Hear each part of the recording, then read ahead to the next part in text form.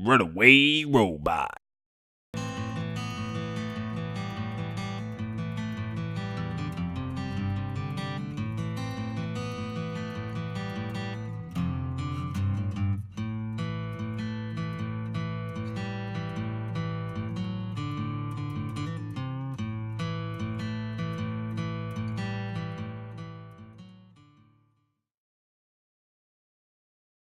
Welcome to DieFall the Aspects, episode 29. I was absolutely incorrect last time we did this, and I said 27 the entire time. It was actually episode 28. So this is 29. We are almost at 30 episodes old, so I don't necessarily know how I feel about that, but hey, we're getting there, man. Are you disappointed we haven't died yet? Is that what you mean? No, Ignas hasn't died yet. I'm totally cool with it. No, it's good. I'm more surprised than anything else. I mean, so the whole show started as like my real first foray into like Dungeons and Dragons, and I was DMing. The first time I ever DM'd was on camera, and then we did the whole thing. And now it's 30 episodes in, and I was like, man, this is a really long campaign considering it's like, because it's essentially like 4 hours times 30. That's how much hours of D&D we've played now. Nice. So that's a lot of hours but of it's D&D. so much fun. It is. We've done a lot of things. It's a lot. Yeah. But it's also one of those like it's a lot for like someone new to jump into too, you know? Like that is substantial. There's a lot of background story there that is lost on a lot of new people. But regardless, explosions. A lot. Yeah. We specialize in explosions here on this channel. I did say when I dropped into Professor Sacrum stream earlier this week that I was going to ask him about his vacation because I didn't get to hear anything about it. Whoa. So, hey, man, how was vacation? It was awesome. Actually, it was really cool. We got to do a lot of cool stuff. Considering even like it rained every day, but it's also Florida, so I'm not super surprised. My family and I went to Orlando, stayed at our timeshare resort there that's on Disney property. And we did 3 days in Disney. Hit up Animal Kingdom, Epcot, and actually we hit up all the parks, Magic Kingdom and Hollywood Studios. We got to try like the new stuff that's in Animal Kingdom that's all Avatar based, which was really cool. Oh, so they actually finished all that nonsense? Yeah, they rolled it out. It's right. really awesome. There's a new ride called Flight of Passage, which if you've ever been on Star Tours or Soarin', it's both of those combined in like an experience where you're kind of like flying on the back of the Banshees, like those giant flying creatures. It's really cool. And like the way that the seats are set up, there's like things against your thighs that like move in and out, so like it's breathing like while you're riding it, and it's really, really cool. Just messes with your that's senses. weird. It's really weird. I was like, oh, I'm like here right now. Wait a minute, I'm like here right now. That was pretty cool.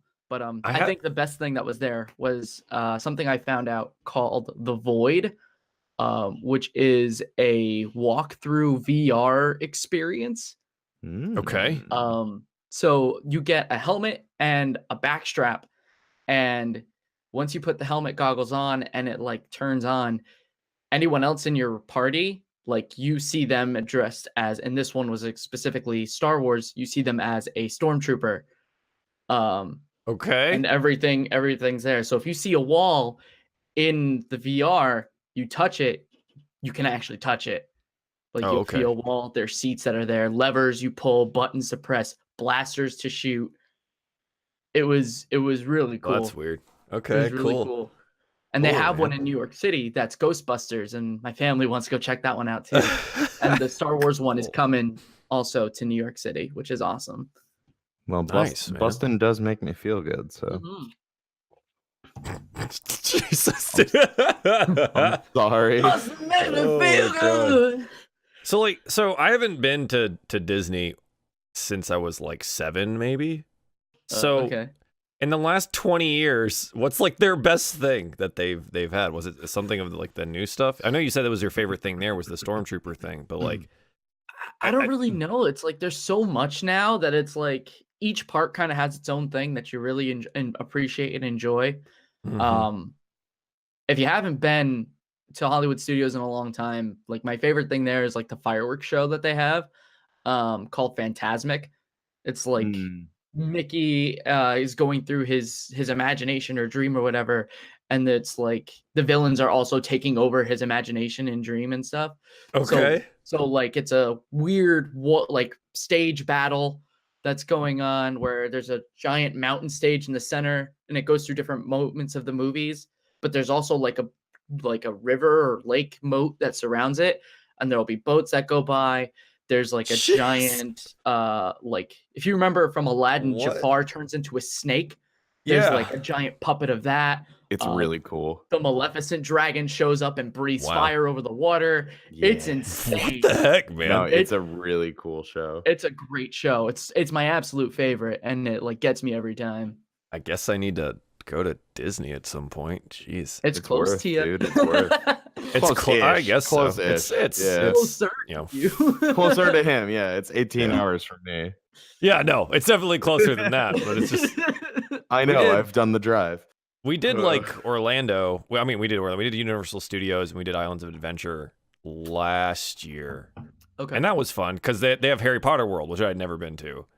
And like Harry Potter World's pretty cool. Like I dig that.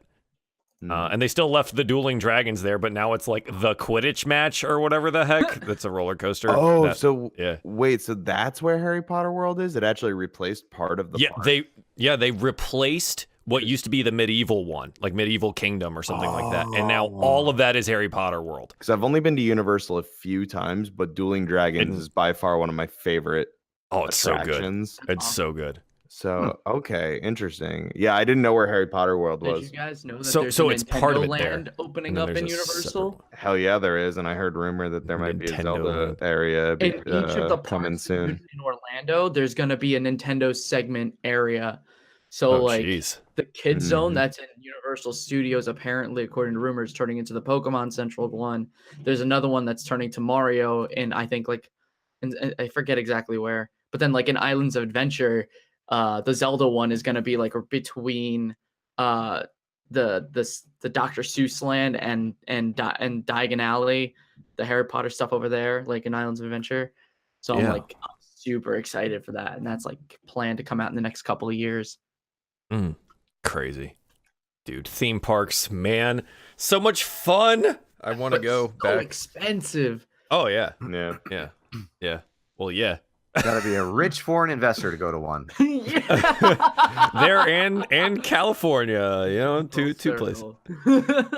So Rob, Yeah. I know you started Jak and Daxter. You said you were gonna finish it today. Is that game that short? By started, you mean I literally played 80% of it on stream yesterday.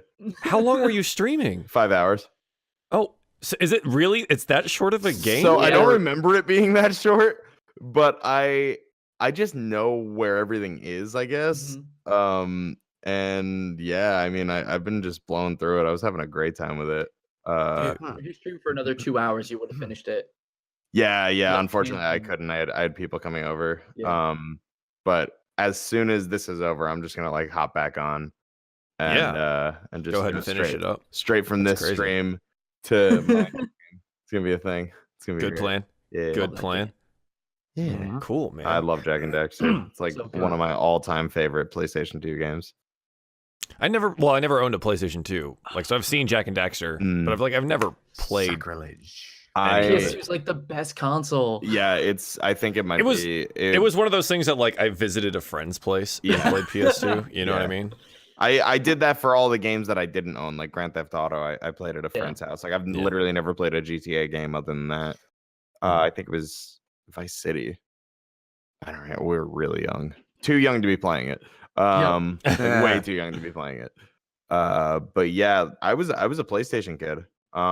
Which is why Yeah. it's so weird that I don't have a PS4, because Same. if like I grew up with Nintendo and PlayStation, I never had an Xbox. I missed Halo.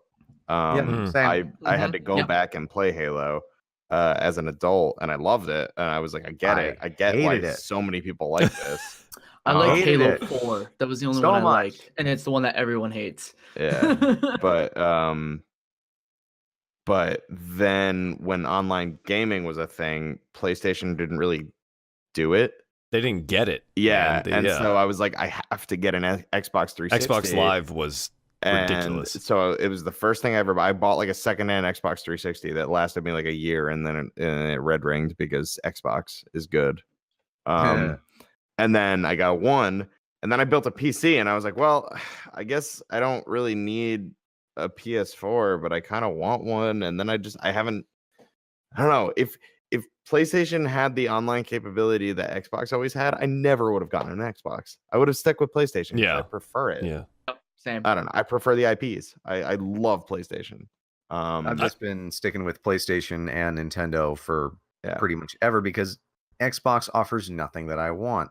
Mm. They don't offer anything exclusive either. Anything that's on Xbox, you can get on PC if you have a PC. Right. Or PlayStation. Yeah. Yeah. Or PlayStation. Yeah. Which is actually partly why, in retrospect, I maybe shouldn't have bought a PlayStation 3 because I remember I had maybe 5 games for it, and I think all but one came out on PC. Yeah, I had Most a of my PS3 that collection- broke. Most of my PS3 collection is the collections of PS2 games. Yeah. I had the PS3 was great because I had the model that you could play old games, like the 1 and 2, because I The know they 60 made like gig. 3 or 4 different models of it or whatever. Yeah, And it the was original like 60 gig version. $600 when it came out, and I can't believe I ever spent that much money on a 600, system. Yeah, like it was 600. stupid expensive. It was like $350. the remember that. entirety of like my birthday money, my paycheck for like 3 weeks. Like it was just everything. It was like I was stupid broke. I was like, Mom, I need food. Better system for 300. Yeah, it's nuts. Xenoblade. I'm Xenoblade. gonna I have love the to. Switch. Well, for those of you that don't own a PS4 and Spider-Man is are so in need of a console, Spider-Man is so Spider-Man good. is so good. Yeah, I'm good. literally- I haven't done anything this weekend Oh, without God. having either you or Bear's stream on a It's computer. so Because I I'm was just- watching CB stream too. I've just been watching Baron Robo stream Spider-Man, and What are you talking about? I have the completely unique Spider-Man stream. No one else. Is you're playing right. it. You're right. I'm so sorry. Completely unique I'm so Spider-Man sorry. exclusive. Bear was playing Spider-Bear. Yeah, he was playing Oh, Spider-Man. God. No, see, I'm playing Noir Cop. Yeah, you're Spider-Man. playing- it's great. You're Noir Spider-Man, and he's playing currently as the homemade like hoodie Spider-Man Yeah. from love that one. Homecoming. All Oh, the of backpacks one. course. Yeah. Yeah. You can with change the, your with the model, goggles can't and ya? everything. Oh, yeah, there's so many costumes. suits. There's so many And different suits. they all come with different like special abilities. Yeah. And But the thing is, Really? the special abilities you can trade in between suits. So you earn the suit and the special ability, and you can use it on anything. Mm. So like right now, I have like the Stark suit or the classic suit. That's my daytime suit, and then my nighttime suit is Noir Cop Spider-Man. Back on the beat. I'm The getting too role-play old for this. Spider-Man. Yeah, I Noir Cop love it. Spider-Man. I love Yeah. it. All right, It's so good. It's on It's the so good. list. It's on the list. I now have a list of yeah. 3 Here's- games that I would buy. I know a you don't PlayStation care 4 for. about God of War, but I didn't think there was going to be a better game that came out on PlayStation than God of War this year. No. Like I know have that been it's a good proven game. absolutely incorrect.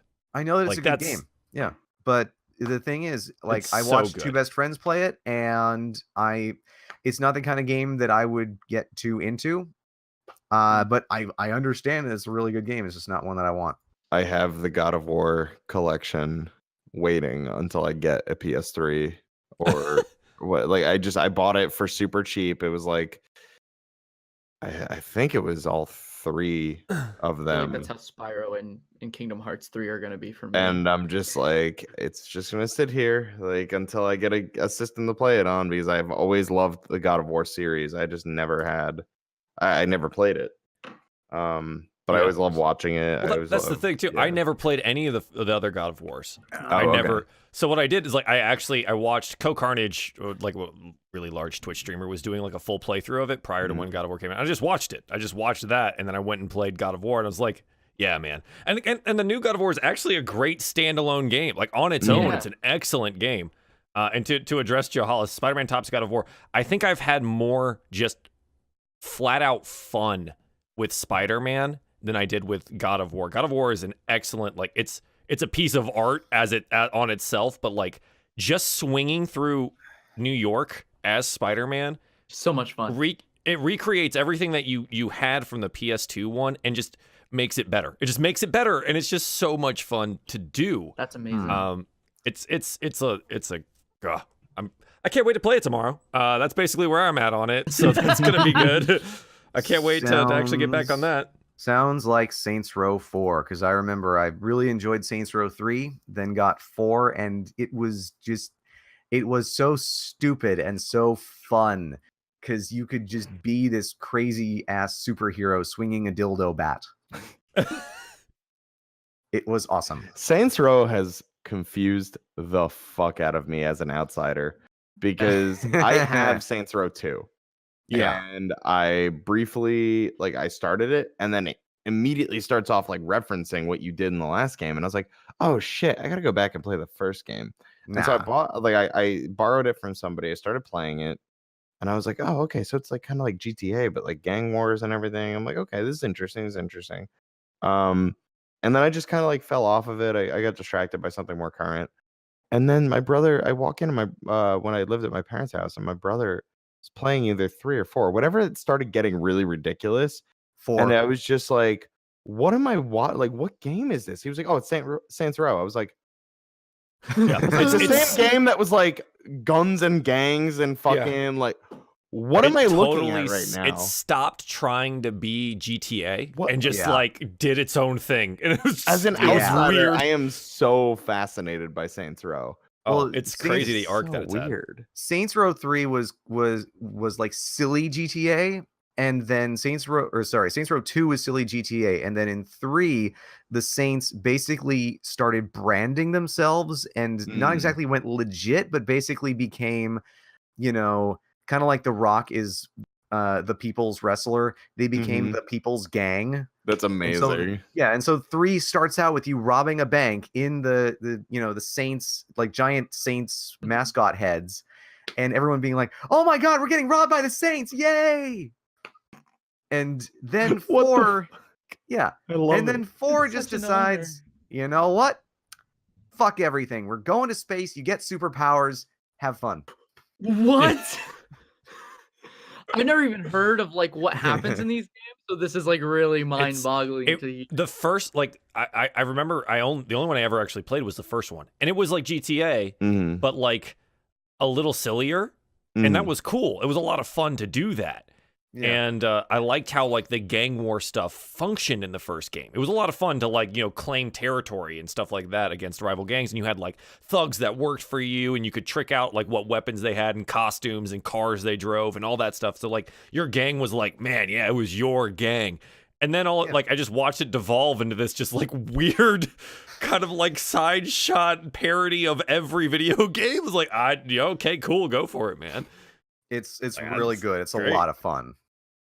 Now, that said, Agents of Mayhem, which is the sort of spiritual successor to it, is not, and don't ever play it. That sucks. Yeah, that's a shame. Because I think they were trying to reboot the series or something. Oh, well. All right, lads. That's I Let's think do enough of our pre-show. Thanks for sticking around, chat. I appreciate it. This helps us get warmed up and ready for the game, and plus we get to catch up because we haven't talked to each other in a while and things like that. So we're going to basically start episode 29 of DieFall the Aspects campaign. Let's start talking by talking about goals. We'll do that, and then I'll do a brief recap of where our party is at, and then we're going to drop in basically right before Rob was attacked by a wasp.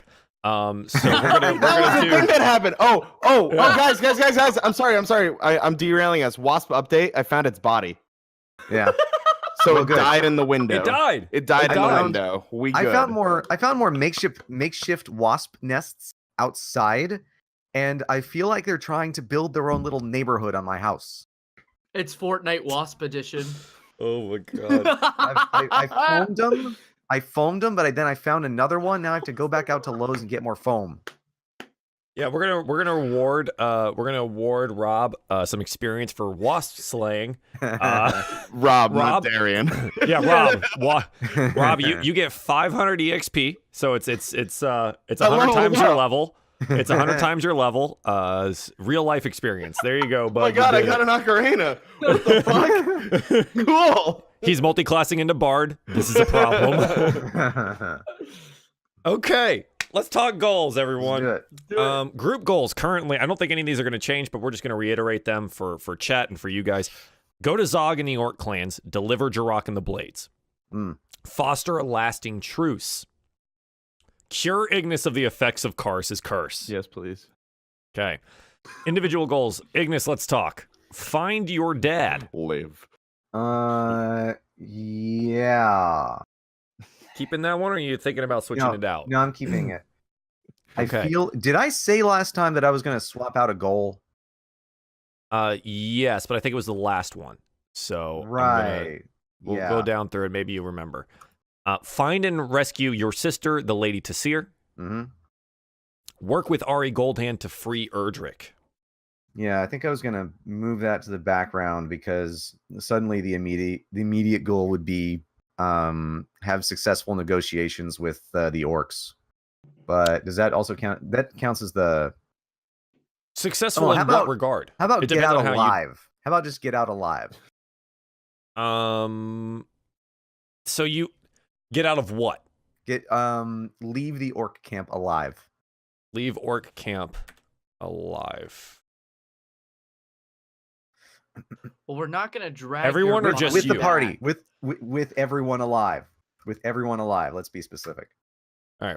So that does increase the difficulty if anything happens to go down, but yeah, okay, you can totally do that. Oh boy. I mean, I was gonna make my goal ensure Darien crits his persuasion roll, but I don't think that would work. I love how That's everyone's pretty going to put this specific. on Darien. This is going to be Yeah. interesting. Yeah. He's the one doing it. Rel He's called got me the out. in highest his- charisma score. Rel does. called me out in his stream last night. He was like, "So Oh, yeah.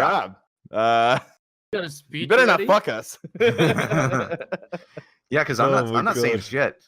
Question though, Rob. Do you have a point of inspiration? I don't think so. I think I used it on Fate. God damn it! Which Nope, was the nope. right play. No, which was the right play. yeah, what's the I right have Just play? the one. right play. I Oh have one, god. so if it comes down to it, I will intercede on Darien's behalf. Yeah, and then remember, you can ensure we're give fucked. inspirations if you want to. They're a party God resource. damn, I don't have any right now. So you can do Quick, that. Miera, kiss me. Ignis will save us all Yeah, for once. we'll Actually, see. for twice. I've done this more than once. You've shoved a lot of healing potions in people's mouths. I think Yes, that counts. Yeah, he has. Okay. So you're good with your current setup there, Yes. Ignis? Yes. Okay. Miara, That's me. find your brother Zaor. Yep. Make it to Sparrow's Crossing to learn the story of what happened to Melrius. Train with Balmiar to get better with the armor. I think we settled on that was a 3-week thing. Currently, you did the thing, but you have not yet attempted to Yeah, train. we haven't with had a him. moment. Yeah. Yeah. We get a moment. Sure. Are you good with all of those? Yeah, of course. Okay. Darien, you want to find the Lady Tasir as well. It true.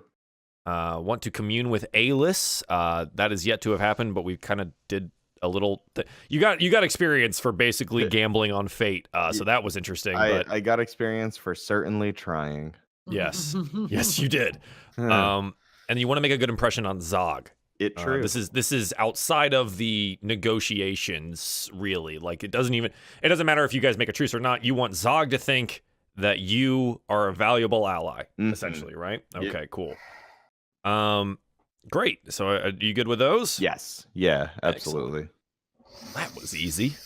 Well, that was easy. Okay. So we dive down into our game. I think right when Rob was running away from a wasp is right when you guys were entering the orc camp for the first time. So a little could've bit done, man. of background stuff. The orc shaman Valrul has been defeated. Our party had some downtime in the true Erdrickian war camp led by Earl Reist Sertens. where they had some downtime to make some armor, pray to certain gods, make deals with fate, and attempt to cure Ignis of his curse, his current the remaining factors of the curse that was bestowed upon him by during his fight with Val Rule. And then they set out to attempt to, on the request of Earl Reist, to forge a truce, or a lasting truce, a treaty of some kind with the Orc King Zagh to the north. They've been basically in a ceasefire that was brokered by Earl Reist, but he's now looking to solidify that position in the north, and so they can focus their attempts on reestablishing Erdrick to the rightful rulers. He has requested that the possible new Duke of Erdrick go personally make this treaty with the Orc King Zagh. Also, the party has what they think is a bargaining chip of Jirach, their their guide through the Val Rule situation. The body of Jirach and his blades that he had requested to be delivered back to his family and his king. They're trying to make good on that promise. Where we left off last was that our party had taken the cart with the body and the blades and had headed off north up the winding path through the Spine Mountains towards where the new orc kingdom lies. They were set upon by a creature known as a Periton, which seems to be some kind of amalgamation of moose, eagle, griffin thing. Defeated the thing and continued along their way, where we left off them in front of a gate in a canyon with some orc guards. One of the guards went and basically checked out their story, while another one spat insults at them, letting them know they're not welcome. And when the other orc came back after checking their story and seeing if they were welcome to be let into the camp proper for an audience with the Orc King Zagh, they were allowed inside. So that's where we pick up. The cart slowly rolls through the gate and opens up into a valley. So in the valley, if I get down to my notes here, a lake is visible in the distance near where the mountainside converges again. You see it sparkling off into the distance. It's early afternoon now. The valley before you is crowded with what feels like the old shanty towns of Erdrick, hastily constructed permanent shelters intertwined with the large tent-like structures and open camp areas. Banners of varying sizes and shape dot the valleyscape. Of those closest to you, the banners depict a red circle, solid, on a black field. And from this point, I'd like you guys to make a perception check, please. Each of you can make one. Okay. Looks good. Let's see. Hey, Dang. look at that, Ignis. You rolled higher than 18 me. for Miera and Ignis. Rob, what's got you distracted right now? What has Darien distracted? I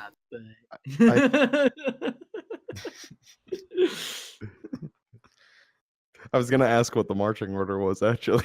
Well, so currently, I think Miara is sitting next to Ignis up at the driver's seat of the cart, where you had basically taken rear guard. Are you still on the cart, or are you walking behind it? I'm walking behind it. Okay, so you're walking basically within the encompass of these 6 orc guards that are like leading you into the encampment here. So you're walking behind it. Are you staring at Miara? Sure am. Good. Okay, well, Darien, you notice that Miara is a small, well-built elven woman, as you've always noticed and always seen. Yeah, also kicked your butt in a fight. So hey, right. You know, it feels good. Let's not get it twisted. Right? Okay. So for both Ignis and Miara, you notice that there's other flags that dot this scape in this valley, this kind of crushed area of all of these different structures, and some open areas where you see large fires. You see like a black claw on a blue field, a skull that's torn in two, what looks like I think Ignis would be the quickest one to recognize that, like, a moon that's in an eclipse, right? So it's brighter, the corona where it's bright around the area. You see one that's like a torn ear off of a skull, a green hound on a black field, just bunches of different types of banners. What you also notice is that it's very clear to you that you're being watched. Dozens of orcs, goblins, and an ogre or two walk up and line the dirt road, all eyeing you suspiciously. Now, Ignis, I do want to ask this, and Darien as well. Do you currently have your cloaks back, or are you attempting to make any coverage of who you are and your purpose there, or anything like that? At the gate, you guys had said that I think Darien's was open. I don't remember the state of Ignis. I think mine was closed. Okay, so you're currently hiding. Yeah. You're basically your symbol of who you are. Yeah. Darien, what about you? Yeah, so mine is still open. The symbol of Alis is visible. I don't believe my armor has any sort of Erdrick insignia, does it? No, your armor, I think the current armor that you wear, unless you have a tabard over it, is the silvered chainmail from the Dwarven mines, or the Dwarven stronghold. Oh, that's right. So it's actually dwarvish. Okay. So my shield has the symbol of Alis. Yeah, no. So my cloak is open. Yeah. Okay, so you're shining in the afternoon sun, but Ignis has him covered.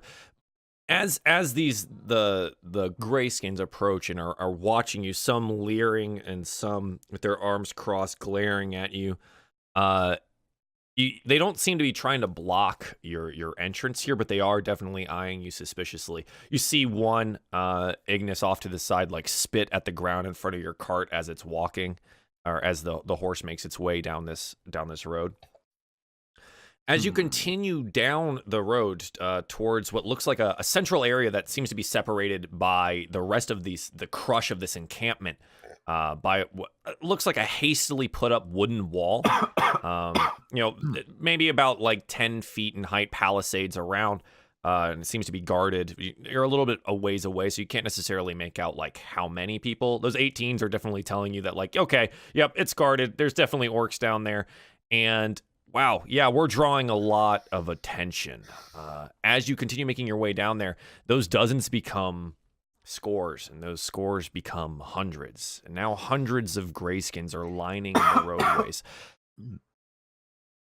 Some are shouting at you in Orcish, others in Goblin. Ignis, you recognize some of them as racial slurs against elves, gnomes, men, and something about what they would do to your mother before roasting and eating her. Oh, Mommy. As your cart rolls down the road towards this large central area of the camp, the crowd becomes more boisterous, shouting louder. It starts to press in. It seems that you're not very much welcome here, and the mob is beginning to rise. Your orc guards attempt to shove people out of the way. And actually, Darien, I'm going to need you to make another perception check for me, please. Because you're off the cart currently. You're kind of back. I'm about to get dung thrown at me, aren't I? Oh, boy. An 8. Okay. You feel like the crush of the people coming in around you. But you don't notice anything other than that. Do you get back up in the cart, or do you continue walking? Because like there's people like reaching past the guards and stuff like that, there's like an orc that grabs at your cloak. There's another one that's like grabbing at the hilt at your side. Can I actually look around and see if there's anyone with a weapon of like a bow about to fire an arrow or something? Make a perception check. Can I help? I want to take a look at that. Go ahead and roll separate. Okay. Because there's a lot going on here, but you're looking out, but you're not necessarily helping him. I'll see Jack. Not that you notice. It looks like it's just as rowdy as the mob is. No one seems to have drawn a weapon that you can tell of any kind. And if you look off into the distance, you're like I described before. It's like a shanty town. It's so hard to tell within these buildings or in this crush, like in all of these people. what's actually happening. And it's becoming louder. It's harder to hear, and it's harder to see the distinctions between of what's going on. The easiest things to see for you guys with those rolls is like, yeah, there's a couple ogres that are like standing in the back and like shouting and stuff like that. One like raising a club above his head. Well, it doesn't look like, yeah, it's definitely not okay right now. Darien, can I get you to make a strength check for me, please? Oh my god. Getting the rolls out now, boys. Oh, hashtag oh let's no. go. Oh boy. Darien, you're set upon by two orcs that make their way past the guards around you, and they start dragging you off back into the camp. Okay. Do we notice this? Oh, or are you just good. focused in the head? We have to make Darien, perception do you checks. shout? Do you do anything? Yeah, so these are a couple orcs that made their way past the guards, or these are So guards? they've shoved their They've way shoved their in. way through the guards. And so like the guards are attempting to push them off and back. They're trying to help you, but these two have made they've made their way in, and they've grabbed at you, and they're attempting to pull you back. So right now you're grappled. They haven't been able to move you yet because you're being helped by these guards that are trying to like shove them backwards. But they currently have hold of you. I say, men, can we be civil about this? I know that we are enemies, but and you're not exactly excited by my presence, but please, I only seek an audience with your king. You receive a fat wad of spit to the face, and they're going to attempt to drag you off. Make your strength check with advantage because you do have help from one of these orc guards, and they're going to attempt to drag you in. In before it's too low. Roll. I don't Roll even, it anyway. I don't even want to roll. Roll it anyway. Yeah. Almost fell over. I said roll it anyway. You're right. So for those of you at home, that is a 23 crit for the orcs trying to drag him away, and a 23 crit for Darien and the orc guard to stop this from happening. So yeah, you guys are like at a standstill, like basically shoving back and forth. The cart is pulling away from you guys. It's moving forward still. Because no one's been made notice that this is happening. The rest of the orc guards have started to notice that this is happening, and one runs over. One of the six that was kind of like shoving out the side of the mob runs over and attempts to hit one of the yeah, that's gonna be fine. He hits one of the orcs like with an axe and just like slams it into him. The crowd is now absolutely like rabid, seeing one of like their own be attacked by this guard. But it does release their hold. Like that orc does release their hold, and Darien, you're able to pull and shove off and pull away. What would you like to do? There's now like a bleeding orc holding his head, like his face on the ground. I'm going to go up to him and extend my hand. The one that's on the ground that just was hit with an axe? Mm-hmm. And I will say that this doesn't have to end this way. You gonna heal him? Freaking try hard do-gooder. Are you gonna heal him? I don't know. I'm going to hold out my hand. Okay. He's on the ground. He's got one like clutching his eye, like his face area, and he sees you reaching down. And you say this in common, yeah? Mm-hmm. Okay. The other eye glares, and okay.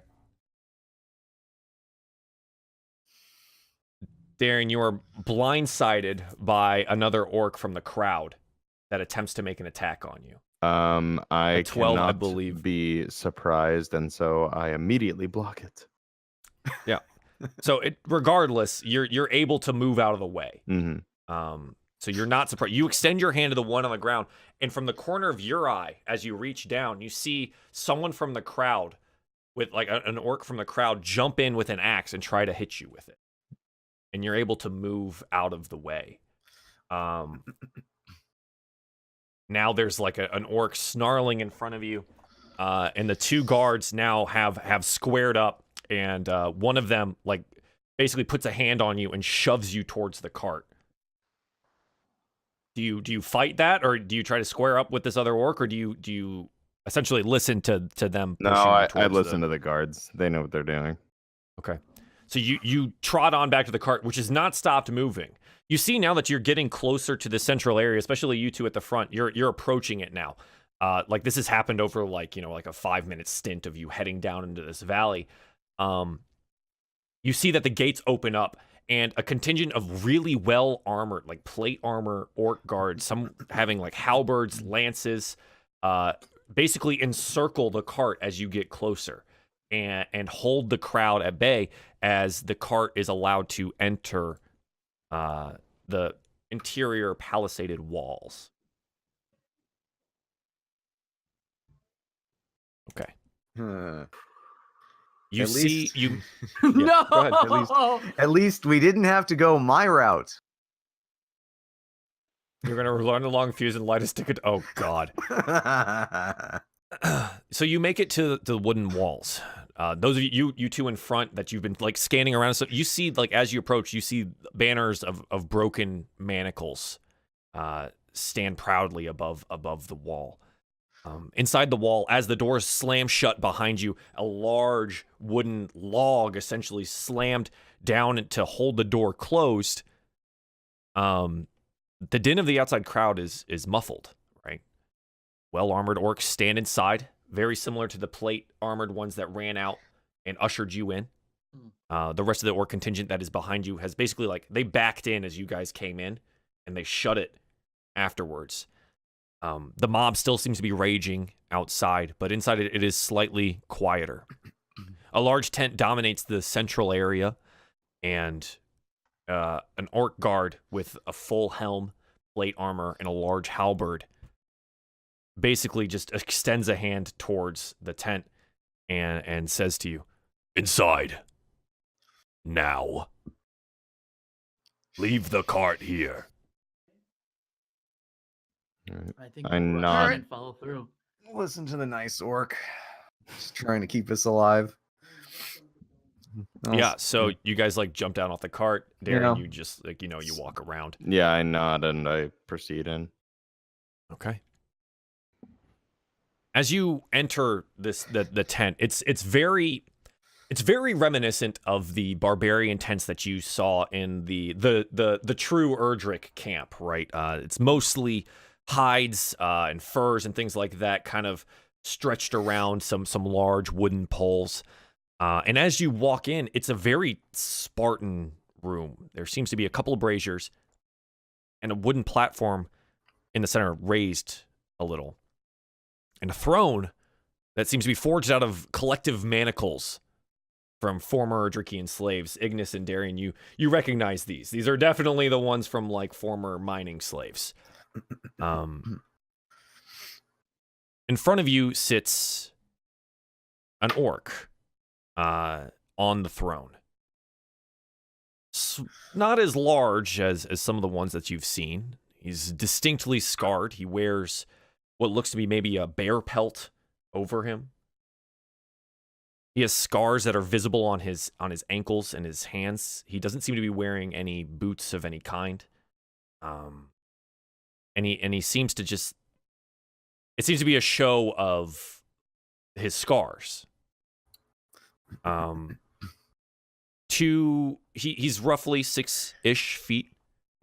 Solidly built, muscular, but again, not as large as some of the other orcs that you've seen. Knowing orcs, seeing orcs, he's probably just over middle age. Both of his tusks are broken, and he seems to have these unusual bronze, like shining eyes. His gray is more of a medium tone rather than some of the darker ones that you've seen before, or some of the lighter ones of the different clans. He has long black hair. It hangs loose, but it is definitely whitening at the temples. He keeps clean shaven.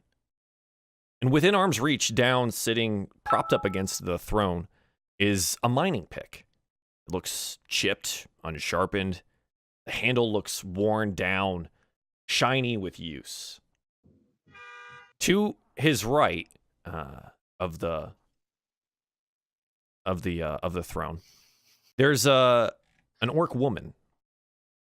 She's clearly blind, white, milky eyes, much smaller tusks than orcish women that you've seen before.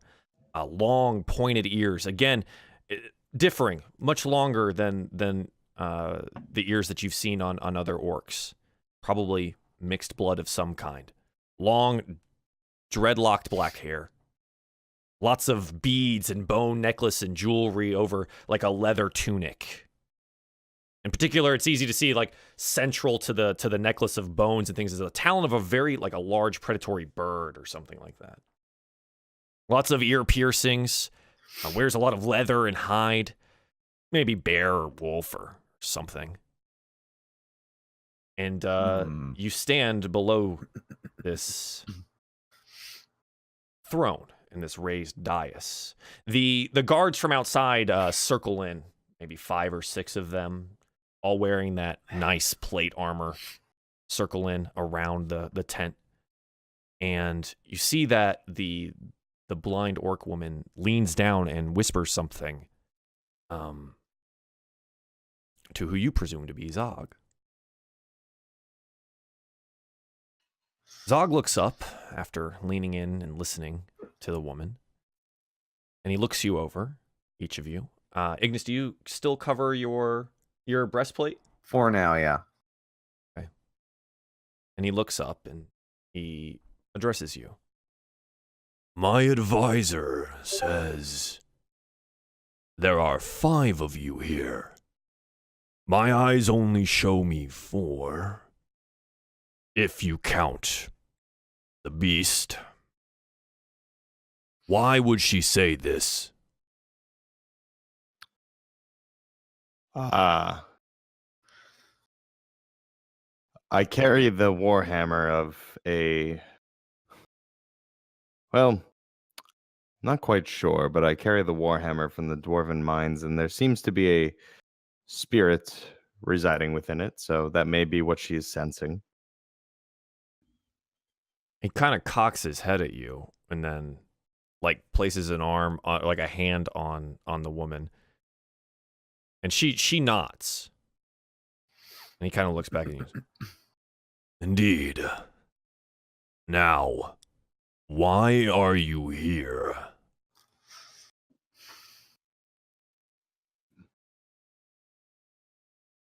Esteemed King Zagh, I know that the city of Erdrick in the past has not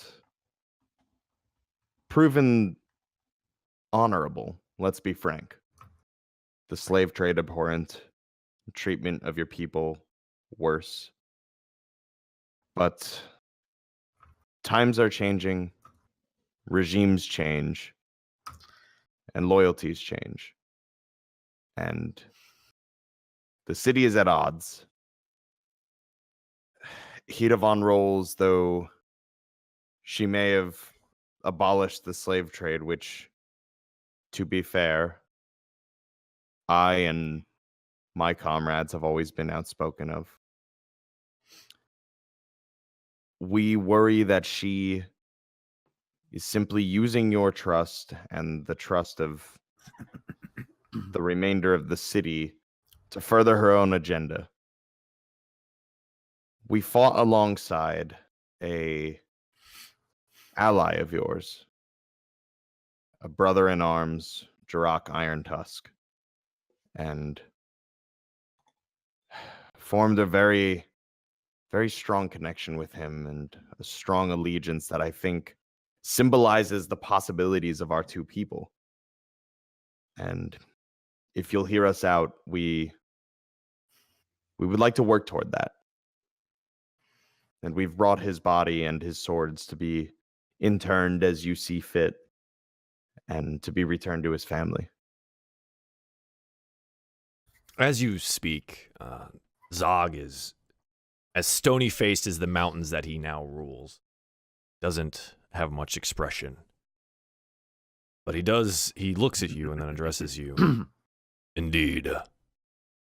The only reason I allowed you here is on the rumor that you bear my brother's body. He looks over to one of the guards and nods, and the tent flaps open up, and the bundle of Jirok's body is brought in.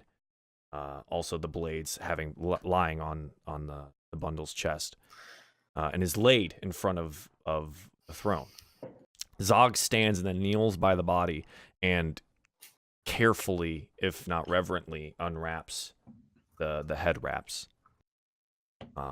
And a little bit of time is taken, and until you see what remains of Jirok's face, some of it having been scarred and torn, and the metal plate covering half of it. If you'd like, each of you can make an insight check here to see if you can get a little bit of insight on Zagh in this moment. Oh, sure. I definitely want to know what's going on. I want to know too. Wow. I know everything. Yeah, I can see forever.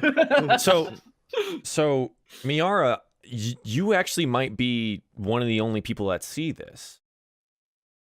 Jirok is, and let's say you've been observing him as being addressed by Darien, right? And to everyone in the room, it seems, like I said, he is stone. It is almost impossible to see any of the like slight hints or movements of his face to how he is perceiving or receiving this address, or what he's thinking as he looks down on Jirok's body. It seems to be well tempered from maybe his years in the mines and keeping everything close to the chest. But you see true sadness as the final wrap around the face of Jirok is opened.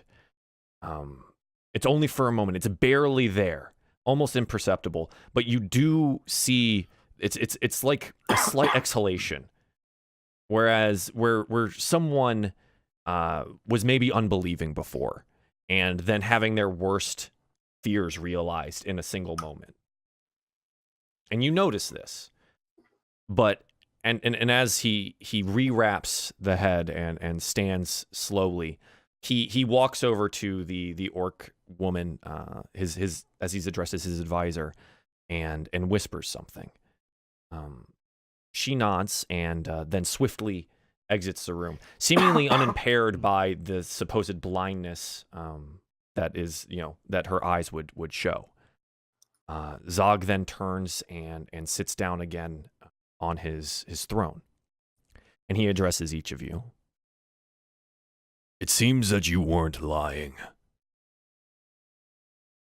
Good.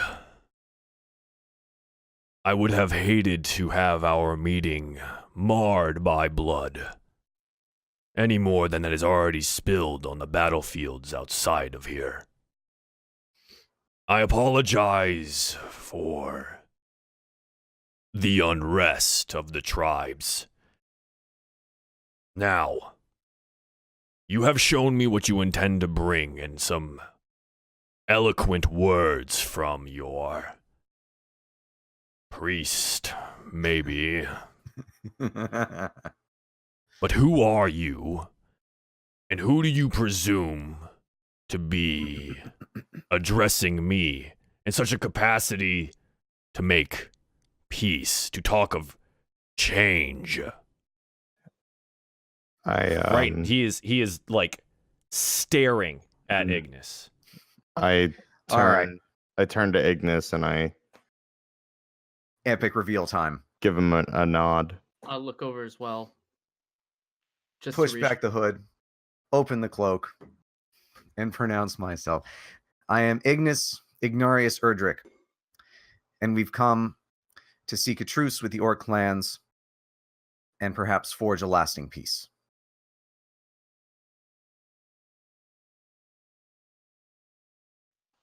See like an exhalation, and it lasts a moment. He's clearly thinking of like The ways what with to which do to with kill you. you. Yeah, what to do with this new knowledge. And he speaks. Good. Finally, you come to light. I was waiting for us to all be honest with each other. Now, lasting peace. We shall discuss terms, then. This... He, looks down at the body and pauses for a moment. Gift. It is important to me, but I must know what you and yours will do for the new kingdom of Zagh and the Unchained.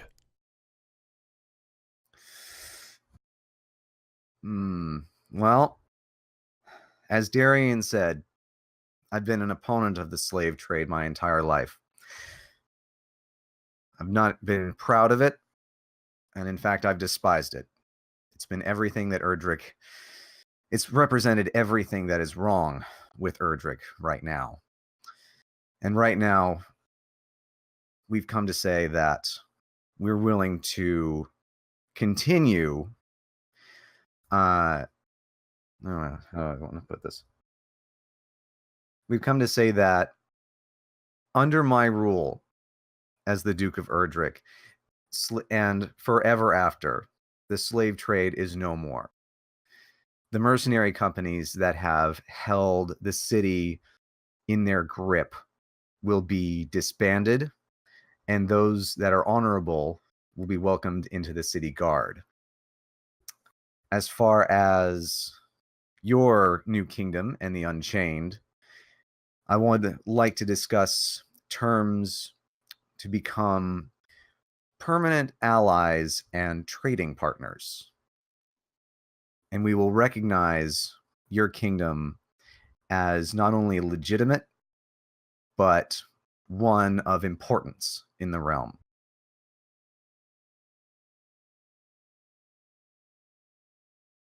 Again, I think only Miera notices the subtle eye twitches or the gears turning, right, on Zagh's face. And he addresses Ignas. Good. That is a good start. Hida von Rolls already gave us freedom. Important to note that if you had not allowed that, you would never have left here. These are good starts. We shall move somewhere more private, I think, to discuss my terms. He stands, and almost as if she had just faded back into the room, the orc woman, his advisor, basically appears beside him. Maybe didn't even notice before. And he looks down at all of you, his hands clasped behind his back. I think we shall go on a walk and discuss while we do. I think better while moving. And he picks up the mining pick from beside the throne, threads it into his belt, and walks between you all down the stairs and out the front tent flaps, followed quickly by his advisor. Man, if I didn't even spot her with Ignas's amazing perception, she's either a wizard or a ghost. Why not both? Ghost wizard. They don't have to dang be it. mutually exclusive. All right. Sure. Well, I'll turn and follow him. Okay. Yeah. Mm-hmm. Yeah, you're quickly flanked by the armored orc guard, but you are ushered outside the tent. As you turn to leave, you notice that the Jirok's body is being attended to by some other orcs. Whoa! Zoom, zoom. So and you basically walk outside into this like wooden palisaded area. Jirok seems to be addressing some of the guards around you in Orcish as you've exited, and he turns and looks at you and goes, "We have a way out that will not again raise the ire of the other tribes. Please follow." And he kind of like leads you around the tent to a backside wall where, like, rather than a gate, it's basically like a one-person tall door, and it kind of just like leads out the backside. And it's not necessarily, it doesn't lead out like into like a main road or something like that. It seems to be like a small path that winds through the crush of this like shanty town that's developed. You're not necessarily not noticeable, but with Zagh out and about, people stay, like, as you walk on this, like, this small road, I guess, you're definitely taken notice of, but no one is shouting, no one is yelling, no one is accosting. There seems to be a presence that Zagh exudes, or his guards of some kind that maybe subdues some of the raucousness of the other tribes as you make your way what looks to be towards the closest mountain on the outside of the valley. Zagh walks in silence, if not just saying a couple words to his advisor that's beside him, or speaking something low in Orcish to what looks to be the captain of his guard. Is there anything that you guys would like to talk about, discuss, or anything while you walk? Yeah, I think I go and fall back next to Ignas and just nod at him and give him a little thumbs up, like, you're doing well. Yeah, I was gonna say, good job in there. Well, We're not dead yet. I learned from the best negotiator I know. You need to meet more people. As I'm like walking beside them, and overhear this, I'll look to them and kind of keep low, so that way it's like kind of just between us. It went well. I could see his Well. face. There were subtle expressions in his face. When we revealed Jirok, there was true sadness, and he does seem intrigued with the proposition at hand. Well, the real challenge will be hammering out an agreement that is actually advantageous to us, because right now we're dealing from a position of weakness. I don't control Erdrick, even though I claim to be the Duke. And though we may have a growing army, we still are not in any kind of position to offer trade agreements or long-term benefits until we actually retake the city. And we need their help to retake the city, and I'm betting Zagh knows that. So this may get rough. It's the start of something, at least. I think he understands our position, my lord, if I'm being honest. I mean, why would we have come here under the cover that we did if we own the city? He's aware of that. I made it clear, you made it clear that we are not in power. It's a temporary regime shift. Still, negotiating from a position of weakness is never a good idea. We don't exactly have a choice. I think it's important, though, that we can't make promises that we won't be able to keep. Well, I am the Duke of Erdrick. Any promise I make, I can keep. Well, and we just need to be honest.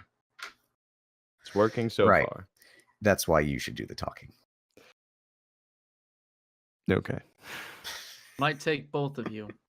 I mean, Ignas, you are more knowledgeable about the city and the politics of it. Well, the politics are going to change. Hedavon Rolls is in power. They've already changed. If we can retake the city, they'll change again. But no, I think you should be the one to do the talking. You now speak with my authority in this matter. Thank you, my lord. As your conversation comes into a lull, again the female orc advisor seems to like appear next to you as you're speaking, and in a low voice she addresses you again, seemingly unimpaired by the blindness that is clear in her eyes. She moves easily and swiftly. She's tough. She seems to be like unhindered by it. She addresses you as a group kind of in a low tone. My king gave me permission to let you know that after our discussions, we have a friend of yours that you may like to see again. And she looks directly at Ignas.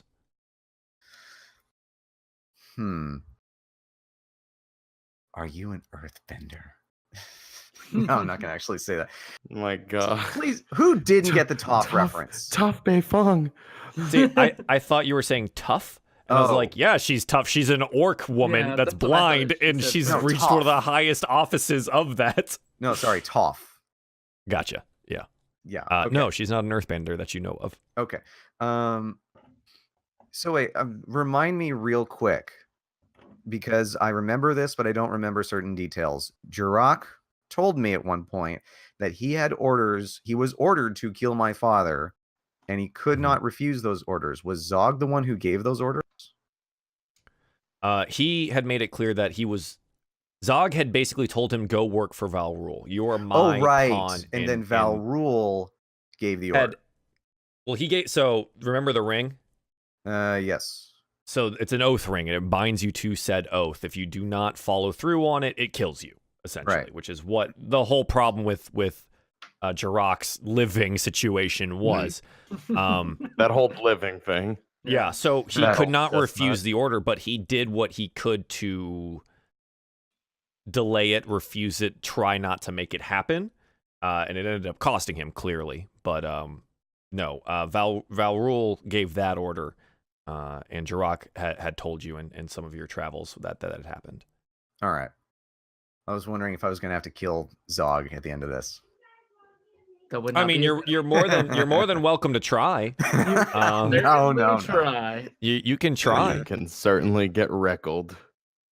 I think we would have to turn on you at that point. Yeah. But no, okay, I'll just look back up at her and just say, is it who I think it is? She kind of quizzically looks at, like, ruffles her eyebrows. I do not read minds, just because I can feel spirits. And she, like, walks away from you. News to me. Yeah, so you guys reach, like, the base of like the closest mountain in this valley, and there's a winding trail that goes back and forth. And Zagh stops at the base of it and turns around, and he says, I have gathered my thoughts. Those that would like to discuss with me as we walk the mountain trail, please join me here. Let's see. I'm gonna look toward the blind earthbender lady, and ask, can this wait, or should I join you? The person who she mentioned. That will be later. Now we discuss terms of this treaty. All right. Please, attend Darien? to my king. Shall we?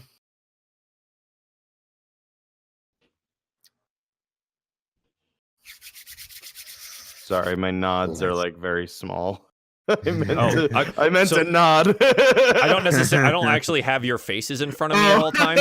So like, sorry. Yes, my lord. whenever I look this way, I'm trying to find your face on a separate screen. So like, Yeah, I don't always see. I always have all the cameras Yeah. over here, so I assume I've got, like, that everybody does the same pages. thing. I've got like in front of me is like Yeah, pages of yeah, notes yeah. and shit, and I'm just like, okay. Yeah. So you guys, you approach, and Zagh nods and then starts walking up the trail, easily moving. His strength evident in the climb. He speaks while he walks. I am grateful for the return of Jirok and his blades. They will be returned to his family. We will hold a funeral for him. His soul will be returned to the sky and his ashes to the dirt. I do thank you for that. Of course. I find it interesting that you met him and became somewhat allies. Would you mind enlightening me of the situation that you found yourselves in? How did he become... Well, you have seen him more than I. As I understand, he had a previous run-in with my lord Erdrick, and was sent on a mission to, well, my lord, I suppose this part is your story to tell. He poisoned my father. He said it was under orders from Val Rule. At a later date, we were exploring the I forgot the name of it, but the Dwarven Mines, and he approached us saying that he wanted to aid us. He was very against what Valrul was doing, and despite being oath-bound to carry out his orders, he helped us. He traveled with us, but the sickness that plagued his body from breaking the oath was too much for any attempt at healing. I tried every day to at least make him comfortable using my own ability as a paladin of Alis to at least ease his pain. And eventually we got separated. And the next time we saw him, he looked like this. He has these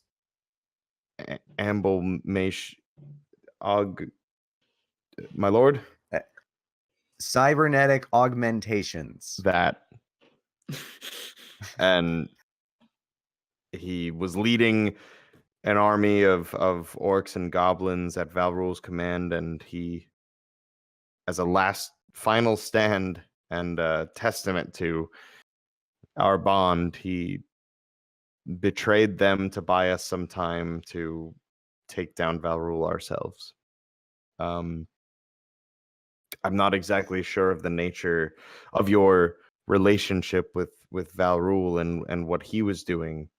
If he is at least, or if he was aligned with the Unchained, but he was a threat that we had to eliminate, and Jirok saw fit to help us do that.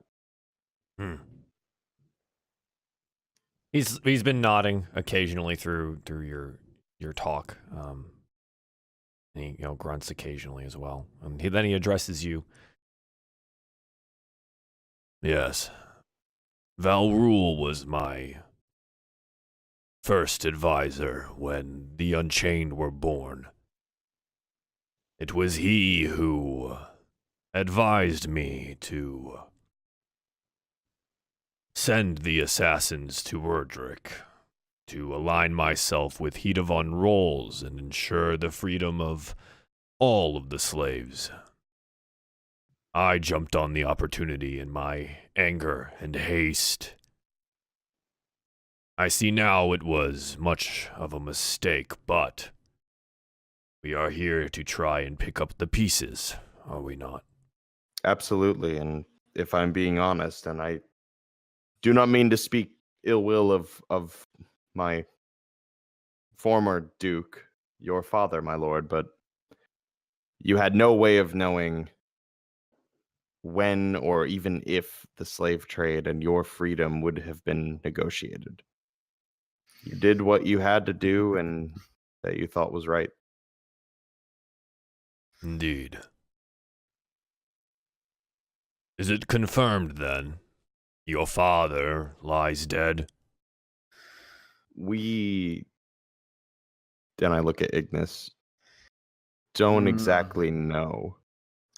I've seen no indication that he still lives, but I still wish to find his body if I can. He nods. Closure is good.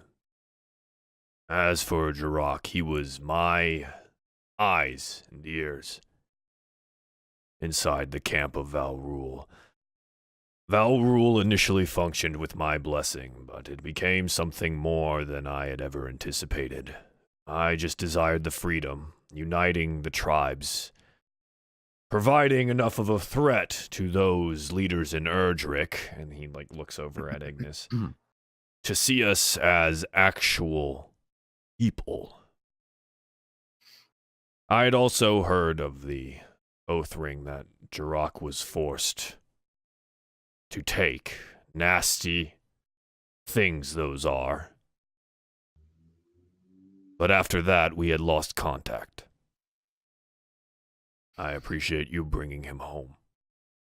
Of course. This buys you some goodwill with me and my people. As you can see, not all of the tribes agree with what I am trying to do here. It is hard enough to bring them together. Giving them a common enemy makes them more malleable, like hot iron. But as that iron cools, they become harder to control. We shall see how the other tribes view this meeting when I must tell the clan leaders. We apologize for making your job a little more difficult, but I assure you this is worth it. I can tell you what will make this worth it, and the clan leaders have maybe a little less disdain for those from the south. The northern spine is mine. It will be mine. It'll be mine to divide amongst the tribes. This, and he turns and gestures a little bit, and you see now that as the sun is setting over the mountains coming behind them, you see the expanse of the shanty town. And not only that, you see that it extends even further. Closer to the central ring is where all of these tents and these makeshift homes have been built. But as you look across the mountainside, you see even further just camps and tents and fires. And they extend as far as you can see through the mountains. This, the north of the spine, will be a haven for those orcs, goblins, ogres, giants even, that have always been persecuted by your southern races. Not all of my people will accept this, but this place here, this valley, this will stand for that. Erdrick shall no longer own this area. And he looks over to Ignis.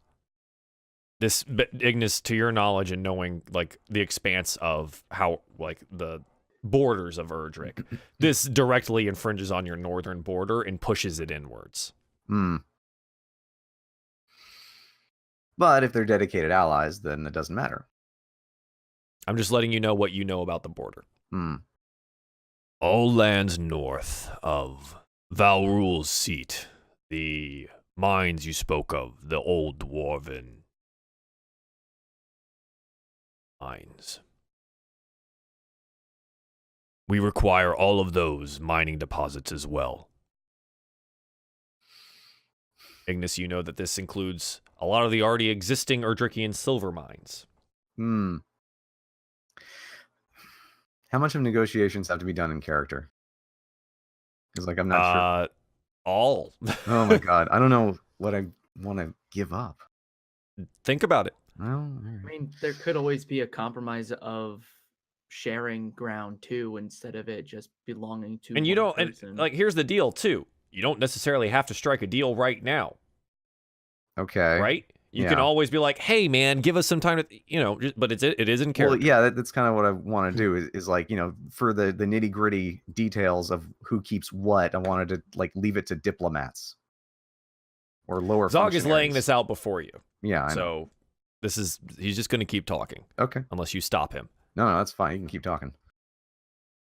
Okay. For a bit. We will require representation in Erdrick, one of your High Lord seats. I should mention, when we reclaim the city of Erdrick, I did want to restructure our system of government. The High Lord seats have been nothing but a haven for corruption, deceit, murder, and overall simply despicable behavior. Even my own father, I don't think, was immune to this, and Hida von Rolls was definitely the worst example of it. I haven't yet hammered out all the details, but I was thinking of having a representative government. And if that was the case, then your kingdom or lands could have a seat at the table. He nods and looks back at you. He pauses for a moment on the walk and turns and looks at you. I know you do not own Erdrick yet. So this is why I will be forthcoming with you. A returning gift for you bringing Jirok home. We are under negotiations with Hida von Rolls as well. We shall see who gives the Unchained Kingdom the best deal. And he turns and continues walking. I will require that the slavery of my people and those of the other races never be reinstated in Erdrick.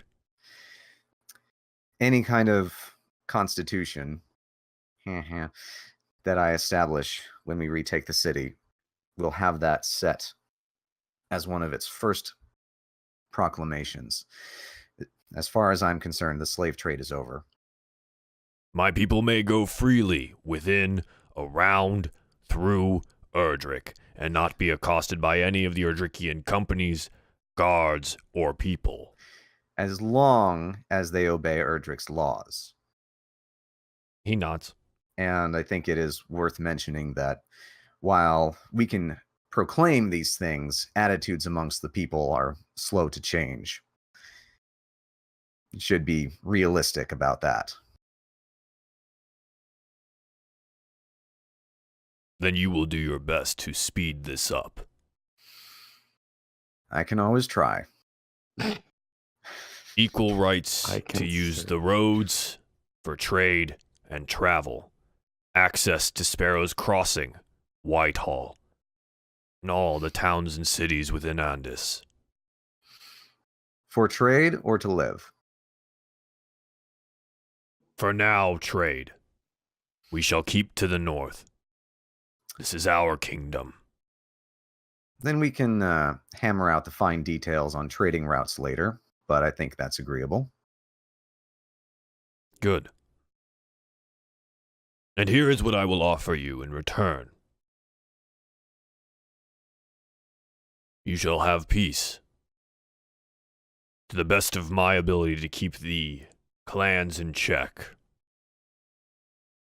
I will stay my hand while Erdrick is divided.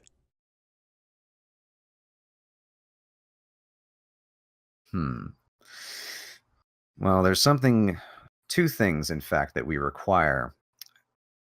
As far as the mines, if we surrender those to you, we're losing a good deal of our silver, which means that we lose a good deal of our wealth. Now, if I were to let that go, it would only be on the condition that your kingdom acts as a bulwark for ours to the north, and that you are the first responders to any threat that we may have on our northern borders. And the second thing is, we will require assistance in retaking the city. If you can't provide that, then I can't promise any kind of long-term peace. As you finish your sentence, you notice that you've like come up to like a clearing, kind of a landing point towards like the middle part of this mountain you've been walking for quite some time now. And the sun is like officially gone down. And I would like you all to make perception checks for me, please.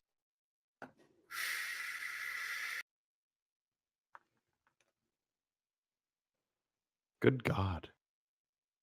Hey. So the darkness is kind of maybe playing a little, like the waning sunlight is maybe playing a little bit of tricks on Miera and Darien. Miera, you do get some of this, but Ignas, you can definitely see what lies out in front of you. So Zagh approaches like the edge of this opening, this clearing that kind of like looks down over this mountain and out across the mountainscape as the last bit of sunlight falls behind the mountains. And he stands there, his hands behind his back, and as you like approach and come up and stand next to him, he speaks. We will not assist you in the retaking of Erdrick. I have enough problems here keeping them in check. If I let loose the clans to the south, they will not stop, and they will roll like a tide down the mountains all the way to Whitehall. And as he finishes his sentence, you see that like what you thought was expansive before, you, Ignas, can see the campfire light of thousands and thousands of camps that just dot the mountains as far as you possibly can see. That's a lot of orcs.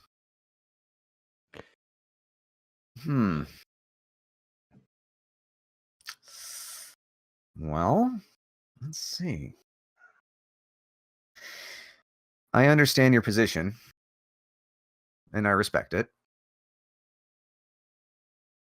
Is there anything you can assist us with?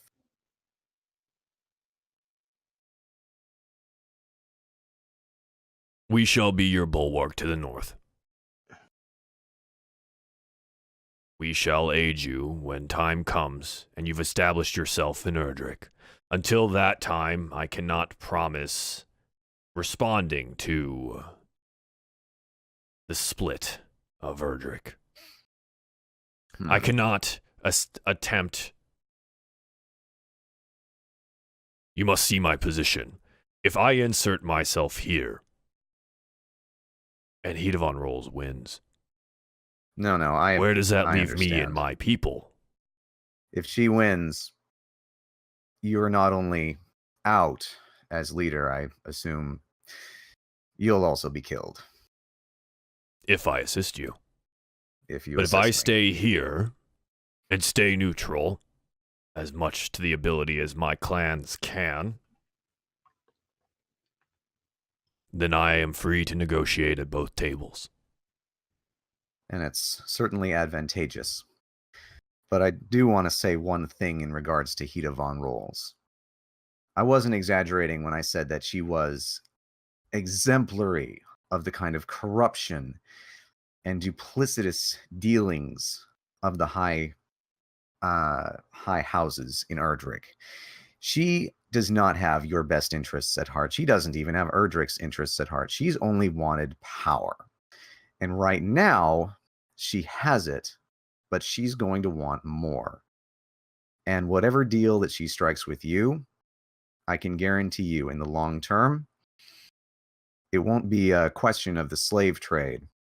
It'll be a question of whether or not she decides to exterminate everyone.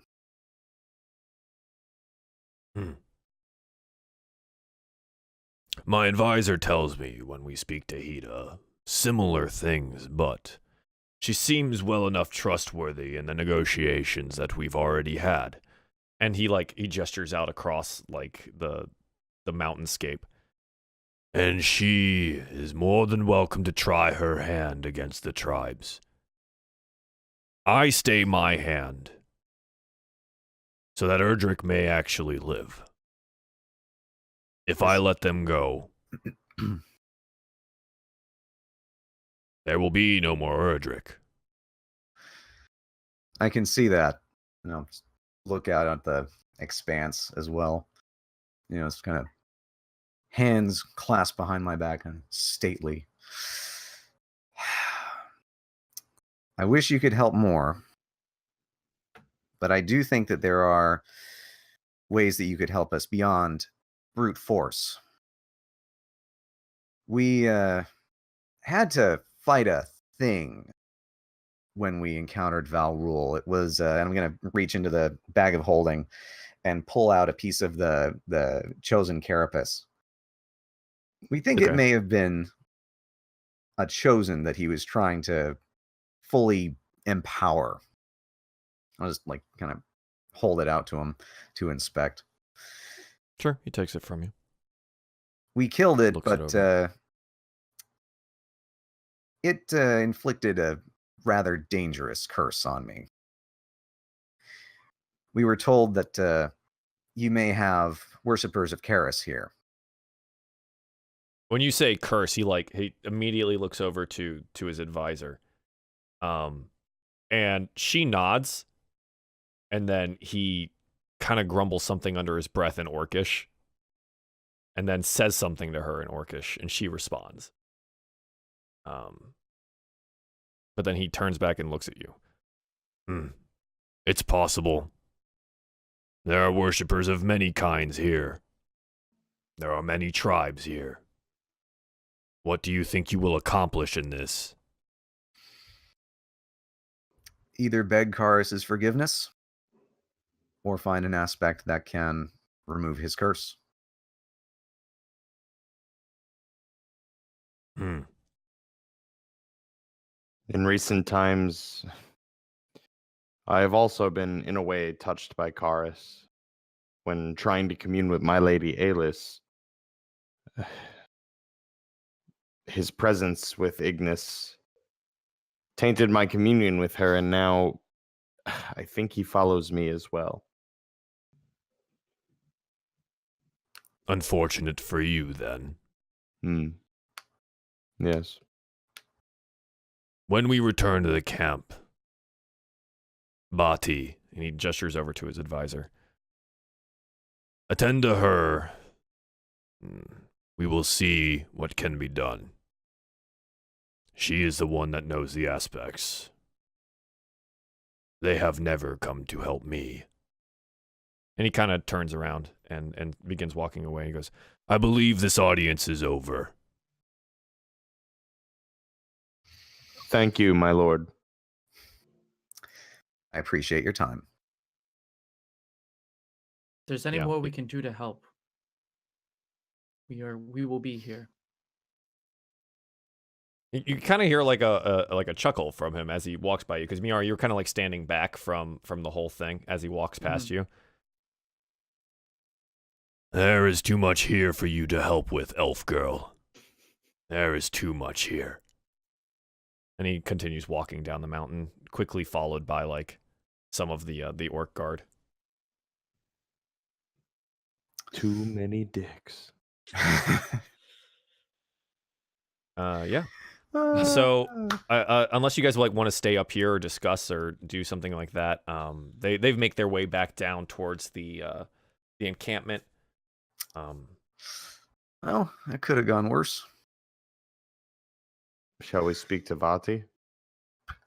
I think so. Okay. The least we can try to figure out is whether or not you're going to stay with that thing forever. Yeah, I could really use an exorcism. Okay. I think so. Unless you guys like have stuff you want to do, like while you walk down, I think what we would do is we basically come to you guys like walking into Bati's tent, right? Like her little house in this area. But before we do that, I think we're going to take a little bit of a break so we can use the restroom, get some water, and do some stuff like that. And we will be back. We're going to let's try to make it quick, guys, because we're going to have to hard cut at 4 here today. So we're going to try to get a good little bit of time, all right? Do my best, but I do need to get some food. We'll make it quick. We'll be right back, guys.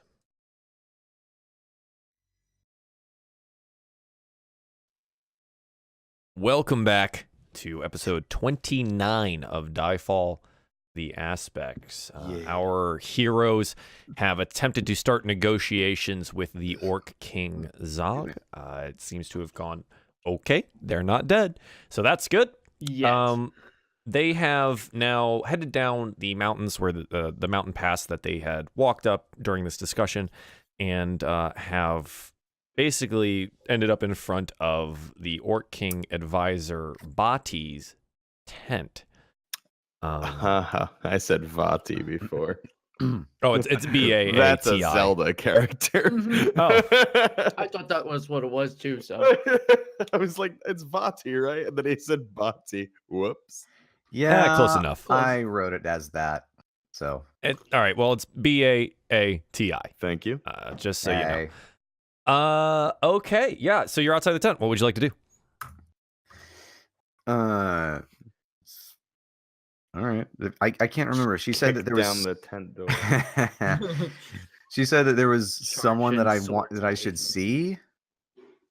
Yeah, but you also Zagh didn't hear that conversation. He let her go say that to you. That's what she had told you. But he also said, yeah, go see her after we're done here to address your Chorus issue. Or attempt to address your Chorus issue, right? So I guess I'll ask her. So how much? You're outside the tent. Yeah, I know. So, okay. Oh wait, is she in the tent? Yeah. Oh. I'm sorry. No, it's good. She's inside. You're outside. You guys are kind of like standing outside. Basically, I put you outside just in case you wanted to talk about something before you go inside. Then I guess I just want to ask, what's the over under on her being one of the evil advisors that's going to betray Zagh? My dad had one of those. Just one.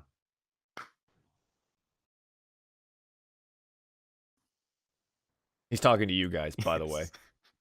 Yeah, I'm trying to remember what he's referring to.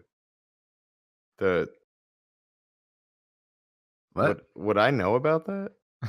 No, no. An advisor? No, this is a complete. Oh, this is like a complete incident. Oh, Yeah. Okay. I was like, is that a McSwiggins thing? Are you mixing me up with McSwiggins? No. I was like, no. what are you talking about? I don't know what he's talking about. I'm like, well, yeah, you wouldn't. Am I supposed to know about this? No, this is just random incident from Ignas's life that His storied past. Yeah. Oh my lord. Shall we? Yeah, we shall. Lead on, please. No. Open the tent door. Yeah, so you pull back the flap and are immediately assaulted by like this smoke and incense that exudes from inside, and you can hear some chanting in Orcish. You guys just walk in. Yeah. Try to be quiet, respectfully. So this tent lies sort of like inside the middle circle where the Orc King's throne tent lies as well. It's kind of off to the side, and it seems to be a smaller tent attached to a larger one. And you guys have walked into the larger area. It's all very much the same. It's all just hides and furs and things like that. And you walk in, and there seems to be like a roughly made table, some stools, incense burners all around, some cushions off to the side of the table, and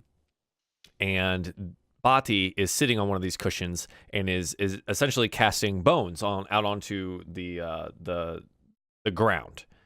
She seems to have made some symbols into the ground, casting some bones out onto it, and is chanting something like she doesn't have eyes, right? So she's like looking upwards, and then she casts the bones, and she's chanting something in Orcish as you walk in.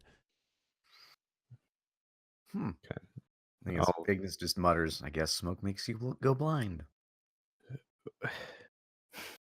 She stops chanting, and her milky eyes kind of like move over to Ignis and goes, "I heard that. Doesn't That is affect your not how healing, I though. went blind, but it's possible." She gestures to the cushions in front of her. "My king informed me of the conversation you had. I had felt it earlier. One of you is touched by Karis." Again, her like milky eyes don't move off of Ignis. Yeah, that'd be me. Physically one, but possibly two. Indeed. Please. Sit. All right. Let's move on over and take a seat in front of her. Yeah. So like there's like an arrangement of cushions around this like open dirt area where currently bones are laying scattered across. And you know, she has like a small incense burner that's kind of sitting to the side as well as like a mortar and pestle with something inside of it. So you sit down across from her, Ignis? Yeah. Okay. And she looks like her eyes haven't moved off you. "Hand, please." She like proffers her hand. You see that her nails are long and lacquered black. All right. Yep. Her hand seems soft, delicate. It seems that she probably hasn't worked a lot in a very long time, at least not with like physical labor. But she grabs your hand with a strength that like reminds you that yes, she's orcish in some ways. She then takes something with her other hand out of the mortar and pestle, and then smears it from the tips of your fingers all the way up your forearm. And it's kind of this black green paste, in contrast to the smells of the perfumes of the aromatics around you. It doesn't smell very good. But she does that and then flips your arm over and does it again from the palm all the way up to the center of your forearm there. Is the incense to block out the smell from whatever this is? "No, just yours." And then she like grips your hand palm up. She said, "You smell." And she grips your palm like face up, and she says, "The bones, toss them for me." All right. Scoop them up and give them a throw. And you toss them out. As you do so, she begins chanting again in Orcish, and weird, like as it's happening, she doesn't move her hand from yours, right? She's got it solidly there, and she's placed her other hand on top of yours. And while she's chanting, make a perception check for me, please. Anyone who's watching her, make a perception check for me, please. 15 for me. Yeah, get to my sheet. Dang it. There we go. Perception. Wow. Darien's having a time. I don't see shit. Maybe I need to stop being so beautiful, Rob. So Miera, you notice this, and it doesn't seem that anyone else does. Maybe they're looking at something else or watching the bones be cast. But you're looking at her, and you've been very good about this today, where you are trying to find something that belays something personal about these people when you look at their faces. Mm-hmm. While she's chanting, you see these like black flecks move quickly across her eyes. Seemingly random, much like shooting stars would, but like just these black flecks move across the milky white of her eyes. They're very small, almost imperceptible, but you're able to find them. Wow. While she's chanting. The bones hit the ground, and we get that really nice shot of like the bones come scattering down onto the dirt, and like you get the slow-mo, and when they hit, like it has a booming sound, even though it's not like on a table or anything like that. Yeah. And you notice then that after she's completed chanting and the bones have stopped rolling, Miera, you see the flecks stop. They don't appear anymore, and her what looks like what would be her pupils would have shifted back over to Ignis. They seemingly were off of him at some point. And she goes, Seems you have a couple aspects vying for your soul. Curious. Kars's hold is deep on you. She, like, takes one of her hands off and, like, basically hovers it over the bones on the ground. Oh. It seems you will have a run-in with fate. Good luck. Fate? You will need it. There's nothing that I can do for this residue of Kars's touch on you. I don't believe there's anything that any mortal can do. Kars had a want to mark you. It will not be easy to remove. And she, like, releases your hand. Run-in with fate. Would I know of any other instances of, like, records of other people having had an encounter with fate? Oh, I mean, there are hundreds, if not thousands, of bardic tales, stories, and songs about meeting fate on the road, you know? And, like, gambling with fate for your life, or, you know, like, tossing dice with fate for your everlasting soul, or the soul of, to have someone love you back. Like, there's always the songs and stories of those things. Are there any truth to them? I mean, you know the aspects exist. You know fate is one of them. Are all the stories true? There's no telling. Now, if you want to know if there's possibly more about that, you're more than welcome to make a religion check. That's what I wanted to make an attempt at, yeah. Yeah. That basically, knowledge I gave you is like general knowledge that everyone would have because they know that these stories exist, right? Man, shitty rolls tonight. 10. That's pretty much what you know. You know that fate exists, that these stories are told, and there might be some truth to them at some point. You're not sure. All right, well, I'll be on the lookout for a bardic story, I guess. In the meantime, I don't suppose Zagh or you has heard any news about my father or my sister. Her, like, you get this, like, really tusk-filled smile, right? Like, very, very toothy smile.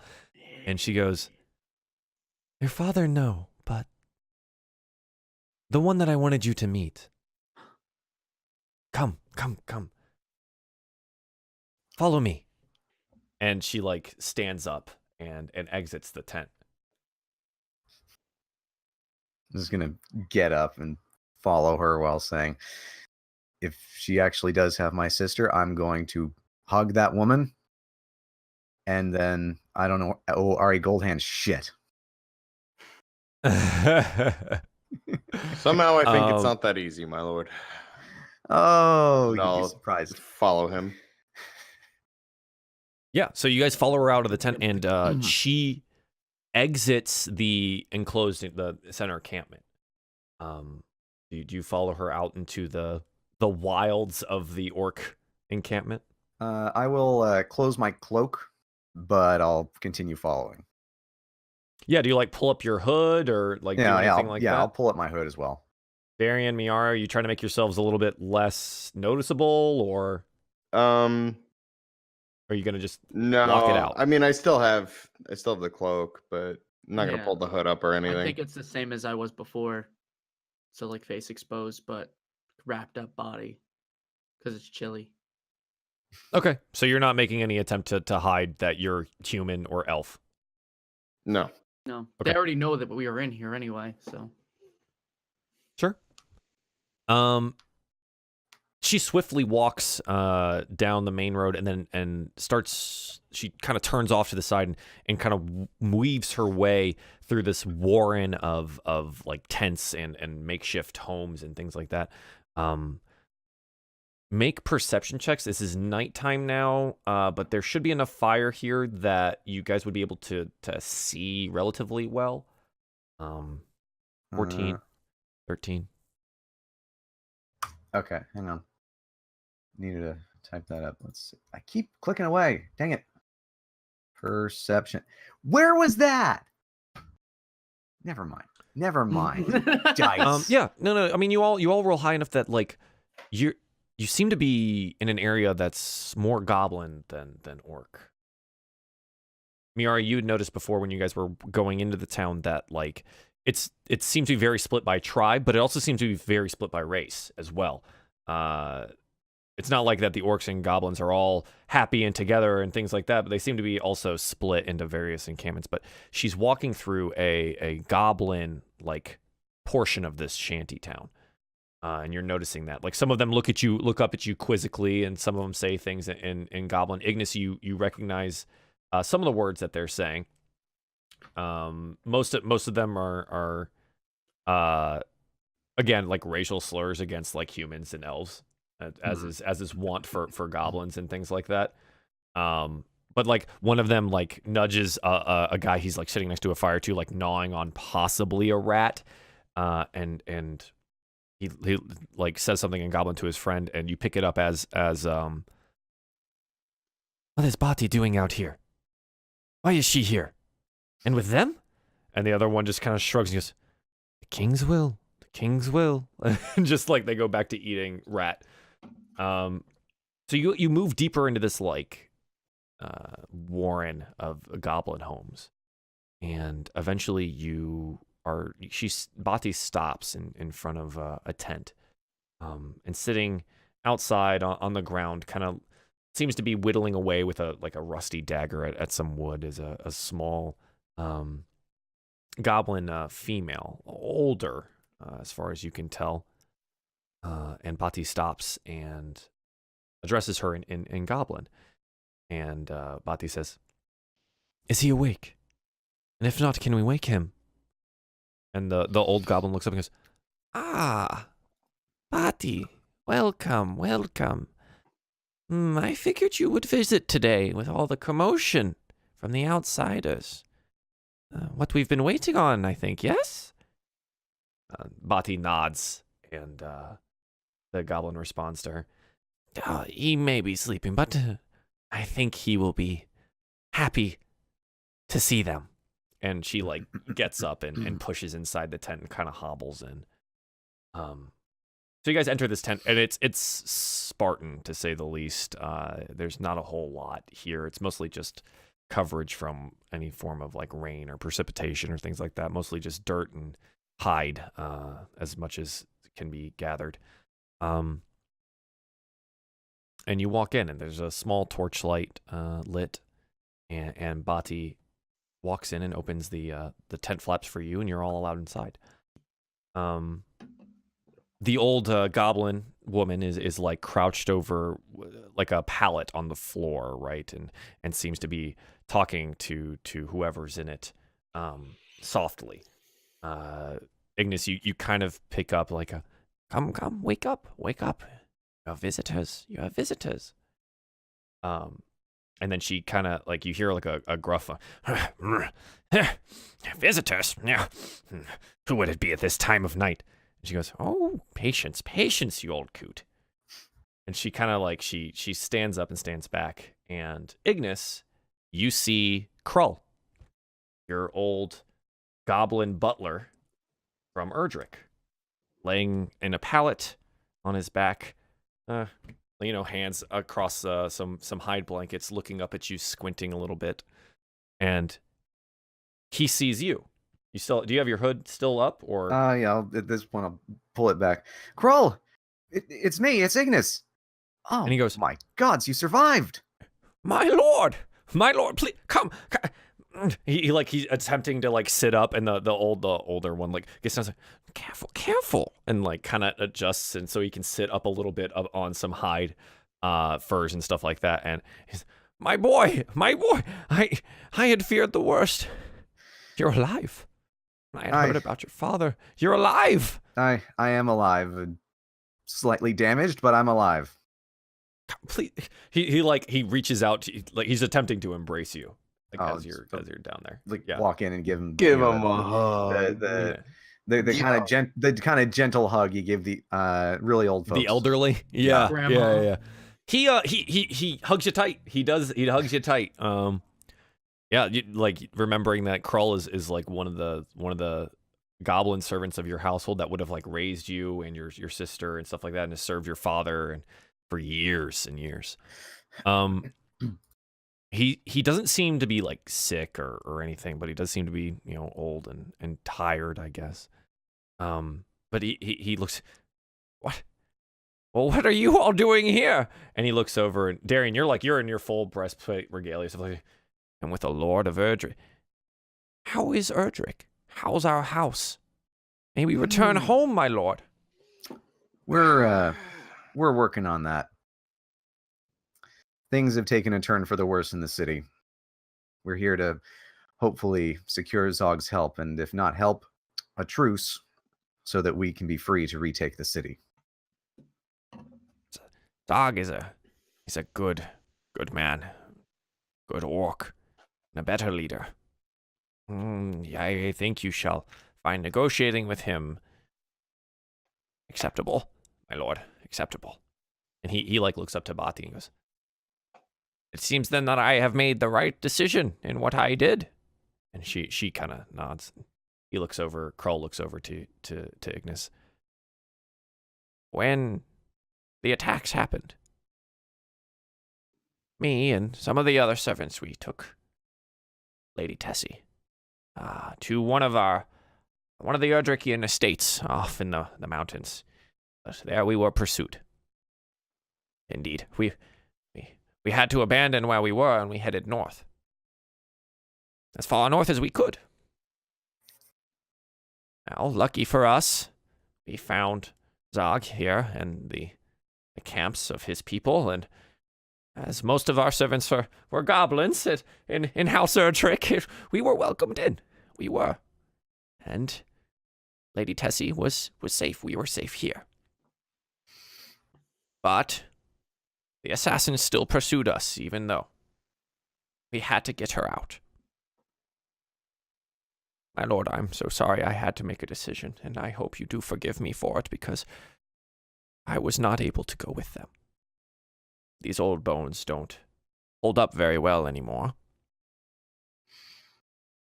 Do you know where my sister is?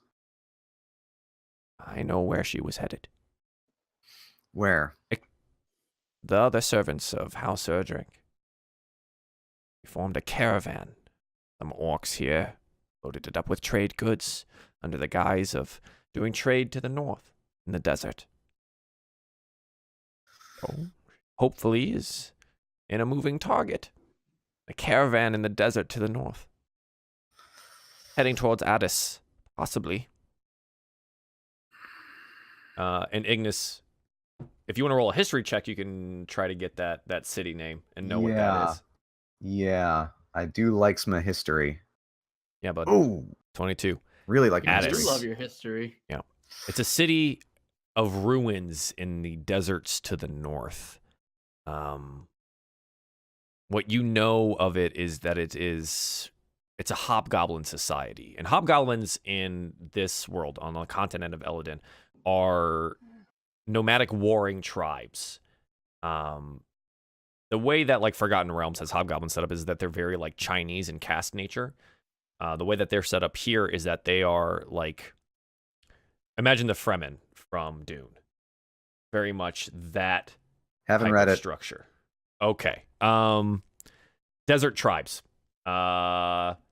Just go with that. Okay. Like Bedouin desert tribe type things. Okay. Addis, you know of as the holy ground and meeting location for each of these warring tribes. It is like their area of peace and trade and rituals and competition, and it's like one of those like they meet here every year to celebrate their aspects and you know what the things of the last year, as well as to interpopulate each of these tribes with fresh blood. Otherwise, each of the tribes becomes too inbred into its own, et cetera, et cetera. So it's a way for them to intersperse and have tribes grow or shrink or whatever in a peaceful manner, whereas the rest of the year, Addis is essentially deserted, and these tribes basically wander the deserts fighting each other, for lack of a better whatever. And that's, for you, you know the history of Addis. if you want to know why all of that happens, that's a religion check. Would I know if But you it might is? not know that. It's a high DC. So Would I know? Excuse me. If it is closing in on the time of year that they are having their annual meet. that would likely be in spring. You're closing in on winter. Okay. Rather quickly. Okay. So So they spring, would be- maybe months off. now. So they would be heading toward a deserted city with relatively few threats. Correct. As far as you know. Okay. Okay. So then I'll look at Krull and say, no, I think you made the right decision. Now I think it's up to us to bring her home. And we will, my lord. And All Krull right. looks at you. Thank you, my lord. It's good to hear that. I have your blessing. Yes. So how are you? Are they feeding you? You getting enough Oh, food? indeed, my lord, indeed. It is what it is here. I am happy to have served in the way that I can, and I feel at ease now, more so than I have when we arrived. Been quite some time. It's good to see you well and hale. All right. You're not sick or hurting or anything, are you? Yes, but I'll get better. Good to hear. Good to hear. Now, Erdrick, how is Erdrick? How is our home? Hida von Rolls currently controls the city. We're currently working to take it back. Never trust a wizard. I always told your father to never trust a wizard, and yet there she was on the Lord's Council. Yes, I've told Zagh that Hida von Rolls, she can't be trusted in the slightest. She'll, even if the orcs leave her alone, she'll eventually come here and wipe them all out. I don't know. I think she she doesn't. certainly try.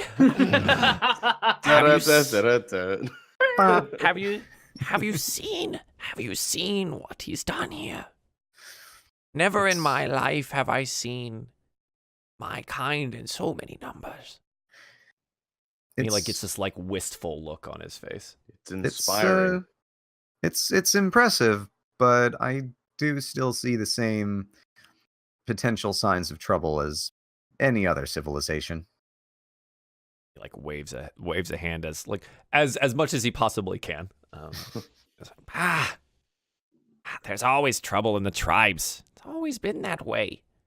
When I was a boy, before we came to Erdrick, before we came to service of your father, the tribes always fought. They will always fight. But here, at least it's under control. It's not rolling over the countryside and all the civilized lands. And I think Zagh might have a chance to really solidify something here. He might. He just might. And if we can retake the city, Erdrick and Zagh may end up partners. Good. You always said that you have a good head on your shoulders for politics. Your father never believed me, but I always, he's a smart lad, I'd tell him. He's a smart lad. He'll get it. I'm glad that you are coming into your own. Your father would be proud. Now, I've had help. Glad. But I hate to do. I must rest, my boy. I must rest. He looks up to Bati and says, Thank you for bringing him to me. It is good to see family again.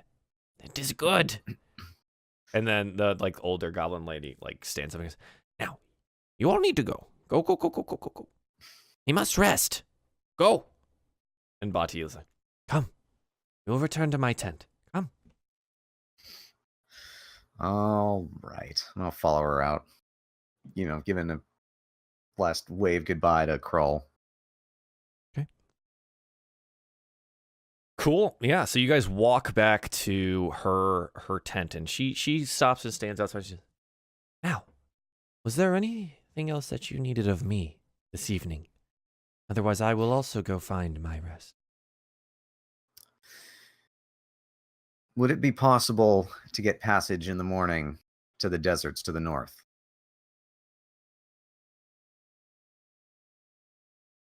I will speak to Zagh in the morning. I don't see why not, but this will delay any negotiations that you are to have. You know this, yes? I need to rescue my sister. I need to know she's safe. And if she's not safe, then I need to know who I can blame. Or like she shakes her head a bit. The desert is a wild place. This time of year, towards winter, cold place. Are you sure you're ready for that?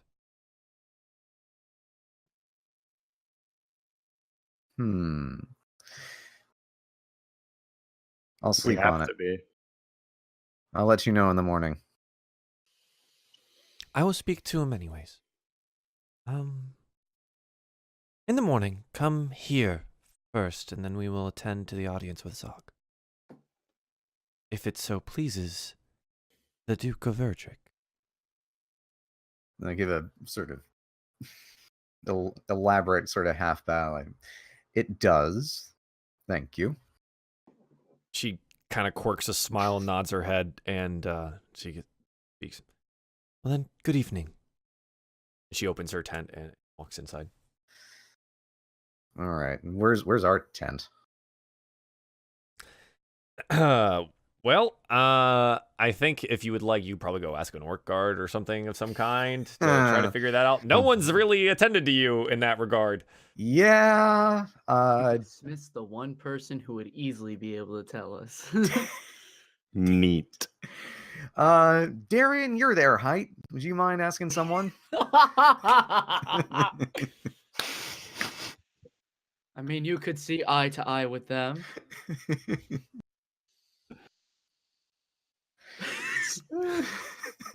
They might be on a level with each other. I'm done with this game.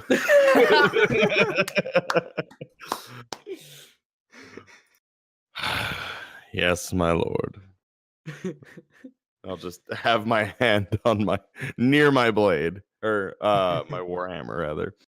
Sure. No, I will find the nearest. Do I recognize any of the guards from earlier? Maybe the gate ones, the one that didn't hate me. The guard shift would have definitely have changed by now. Okay. It is like night time now. Mm-hmm.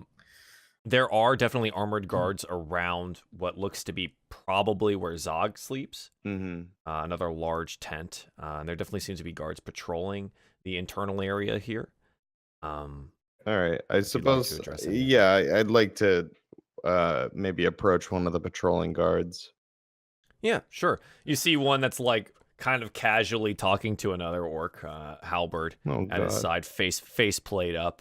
You know, the ones that are part of Zagh's guard are all in like full plate armor. So yeah, it's got this like dark plate armor on. I'm about to get bullied, guys. It's gonna be great. Ignis is just gonna flash a thumbs up. Good luck. Shiny human. Excuse me, my lords. We, as you may know, we had an audience with King Zagh. Is there anywhere that we may be able to bed down for the night?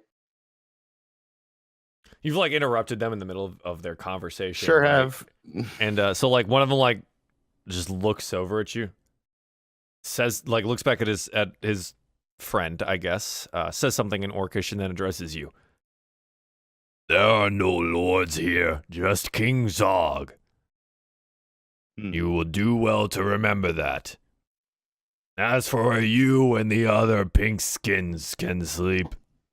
He like takes his halberd and like gestures off, like just straight arms out, points over to like a tent off on the side where you see like your cart and your horse. The horse like hobbled up and, you know, feasting on some of the grain that you have and the cart tied up. There's a small tent over there.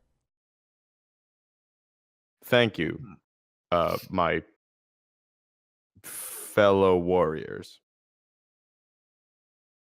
He doesn't say anything, and he like brings the halberd back in and then turns and like starts talking to the other guy again in Orcish. Can you believe this jackass? Yeah. Darien goes back, kind of looking like his tail's between his legs to Miera and Ignis, and just says, "This way." Yeah. Just pat him on the torso. It's okay, buddy. You did your best. Mm-hmm. Yeah, so you guys enter the tent. It's small, it's cramped. There's like again, it's one of those like hide tents, and seems to be like it's on the edge of the like interior palisaded area. You go in, and there's 3 pallets there, like for each of you, one for each of you to sleep on. But there's really not much else going on in here. All right, I'm gonna. And it's just us in there. At the moment, yes. Okay. There's not even like a torch or a lamp or anything. Okay. It's just like dirt, some like hide pallets on the ground, and the tent above you. I don't know about the 2 of you, and I say that as I take out my night vision goggles. Good plan. I think we should keep watch. Oh, that goes without saying. Okay. Yes. Well, in that case, I will take first watch. All right. Do you keep watch inside the tent, or do you go out like the front entrance? No, inside the tent. Okay, so you kind of just like. I don't want to look like I'm being suspicious, but I'm soups suspicious.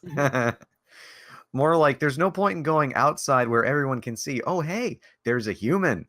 We could kill and eat the human. Also that. Yeah. Okay. Sure. Yeah, I like this plan. Thinking ahead. Good job, boys. Thanks. So yeah, you guys are just gonna like bed down. Anything else you'd like to accomplish? During my watch, actually, wait, well, let me ask if I can do this during my watch. What I want to do is write a letter to Earl Reese, is blanking on his name, laying out what we've done, what we talked about with Zagh, and the initial terms that he set, and the terms that I countered with, and just let him know that we'd like him to, do whatever he can through diplomatic channels to continue negotiations and see if he can't get a favorable deal for Erdrick, but to also ensure that we get the continued support of Zogh's kingdom. Okay. So the question after all of that is, can I write that during my watch that distract me? It would distract you. You can write it during Darien's watch if you'd like. Because wouldn't I then take 2 watches? So downtime is like 8 hours. Yeah. But 2 hours of that can be used for downtime activities rather than sleep. Okay.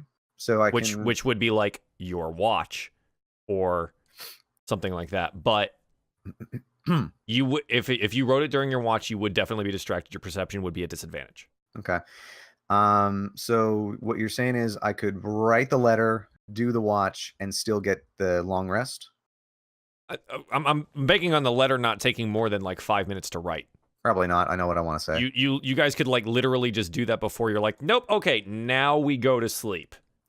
Right? Like now we do it, right? So you still have like the opportunity to do all that stuff. Yes. Yeah. So that's what I'm thinking is what you're doing. If that's accurate.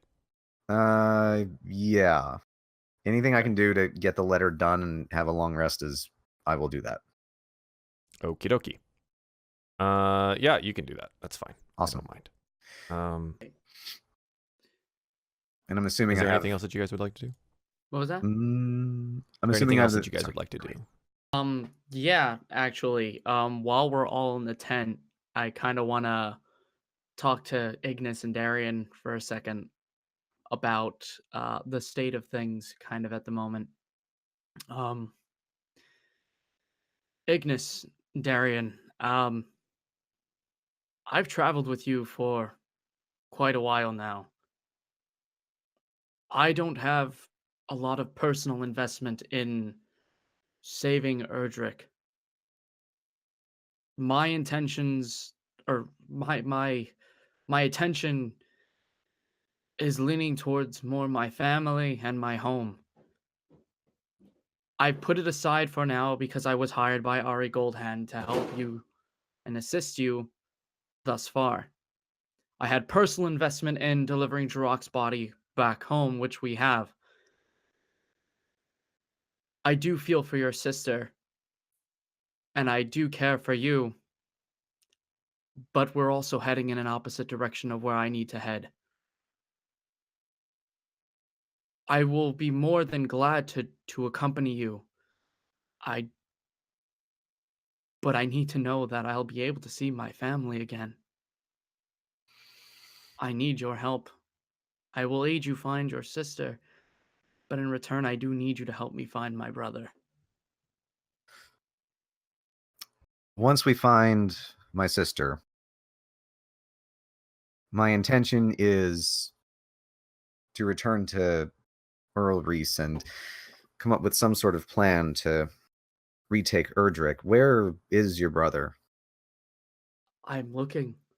I've heard rumor that there are survivors from Melrius in Sparrow's Crossing, in Whitehall. But other than that, I have no information. My home was attacked, and my brother, as far as I know, could possibly be dead.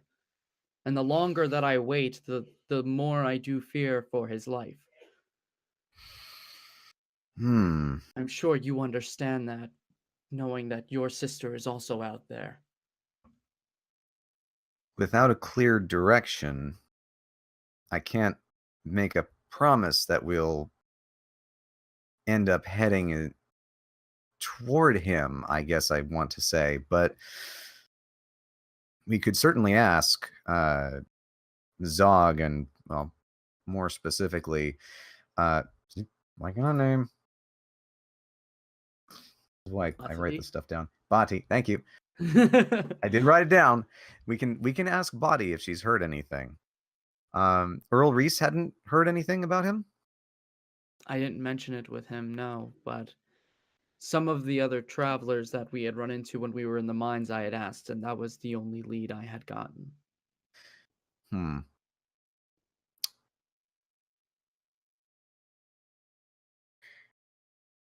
Well, I was going to write a letter detailing the beginnings of negotiations to Earl Reese. I can also include a mention of your brother and ask if he can come up with any information about him. And with any luck, there will be something waiting for us when we come back from the desert. I would appreciate that. All right. Then I'll do what I can. Thank you. And you have my sword. Actually, I'd rather have the sickle because you make more attack rolls with that one. I'm just saying. All right. Then then you should get some rest. I'm going to get started on this letter. All right. I'll go over to where Miera is, and preferably without outside of earshot of Ignis. It's a very small tent. Shit.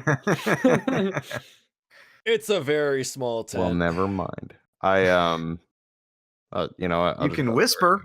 Yeah. Yeah, you can I'm whisper. gonna whisper. I'll go over to Miera and just say, my service and my blade is sworn to Erdrick, but my heart is sworn to you and the group. When I know that my lady is safe, I will help. I like how he just added, and the group, just to, you know. He's gotta hide his heart. He Yeah. wears a lot of So armor, man. close! I know you were. He wears a lot of armor, dude. I want to make a perception roll to see if I hear Darien that. is a complicated fool. Can I make a perception roll to see if I hear that? It'll be against something of Darien's, which Fuck yeah. An Guard my insight goddamn check to heart, see if I baby. can really see his emotions. you're more than welcome to. Carmagen, Darien quote, I love you, no homo.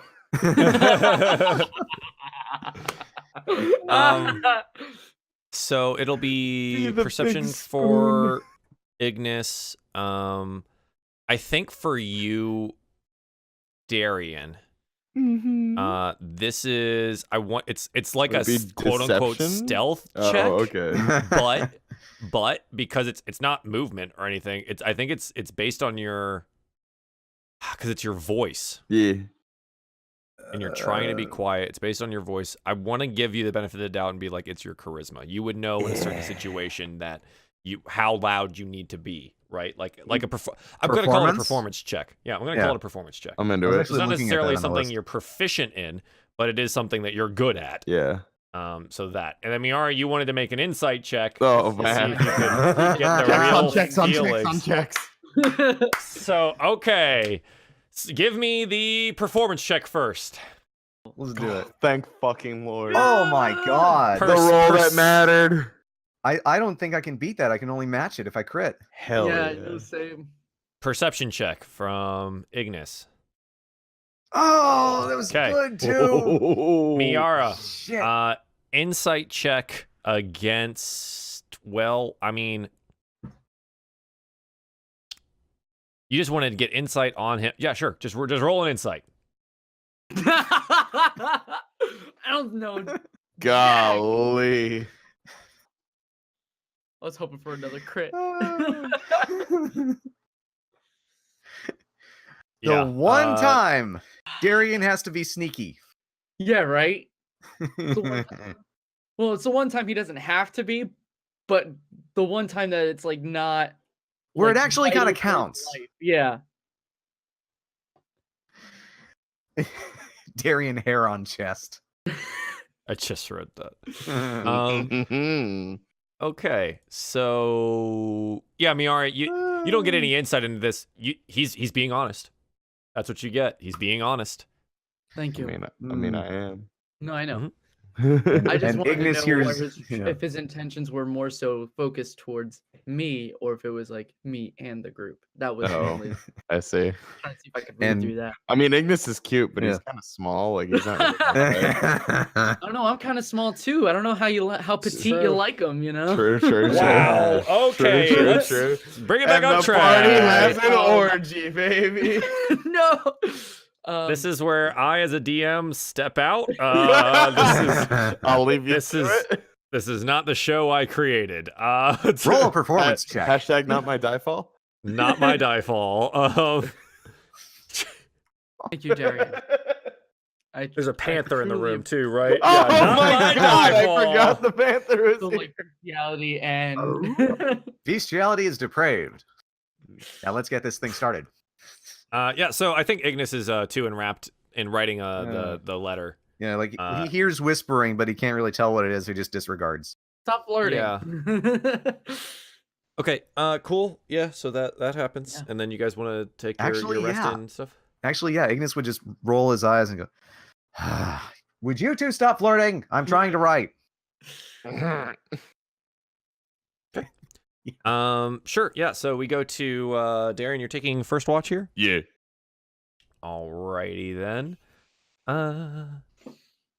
Go ahead and make a perception check for me, please. Here I go. Crit Watch, it's gonna be a crit fail. Yeah, I'm waiting Yes. for it. It's a 1.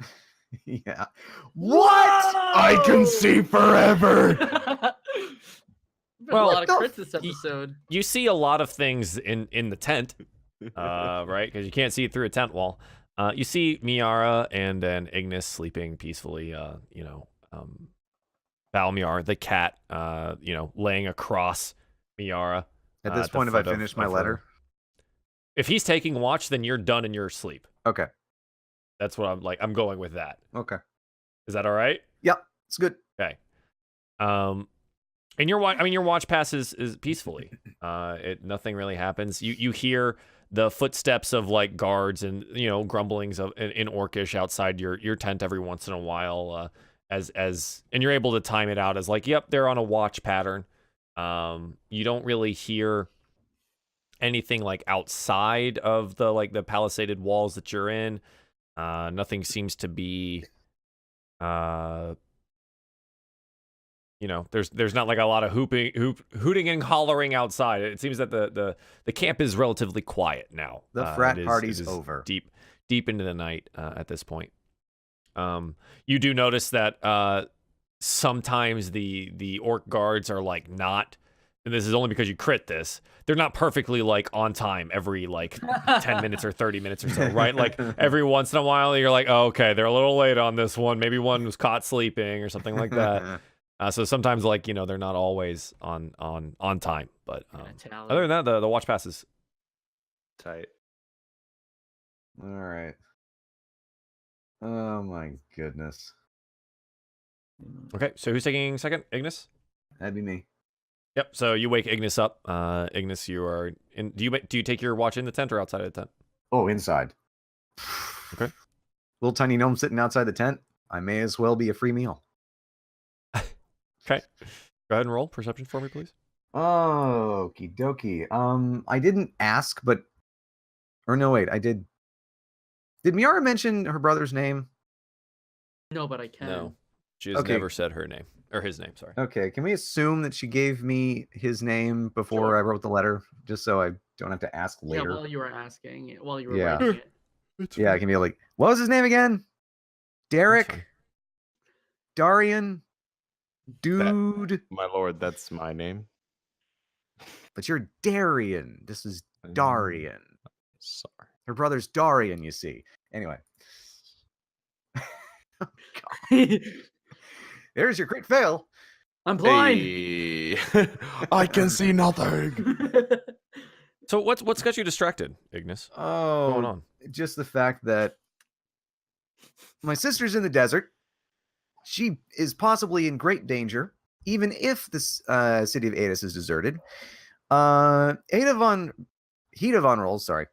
von Rolls is also negotiating with the orcs, and Zagh is apparently just trying to double deal and get the best one that he can. So he's not going to be any help, which means we're going to have an even harder time retaking the city, which means pretty much all the pressure is on me to create something that can counteract the constructs. Yeah, man, you're under a lot of pressure here, huh? Yeah. Stress isn't great. Where Also, are I you? still have a curse. Are you like leaned up against like one of the tent posts on the side or something like that?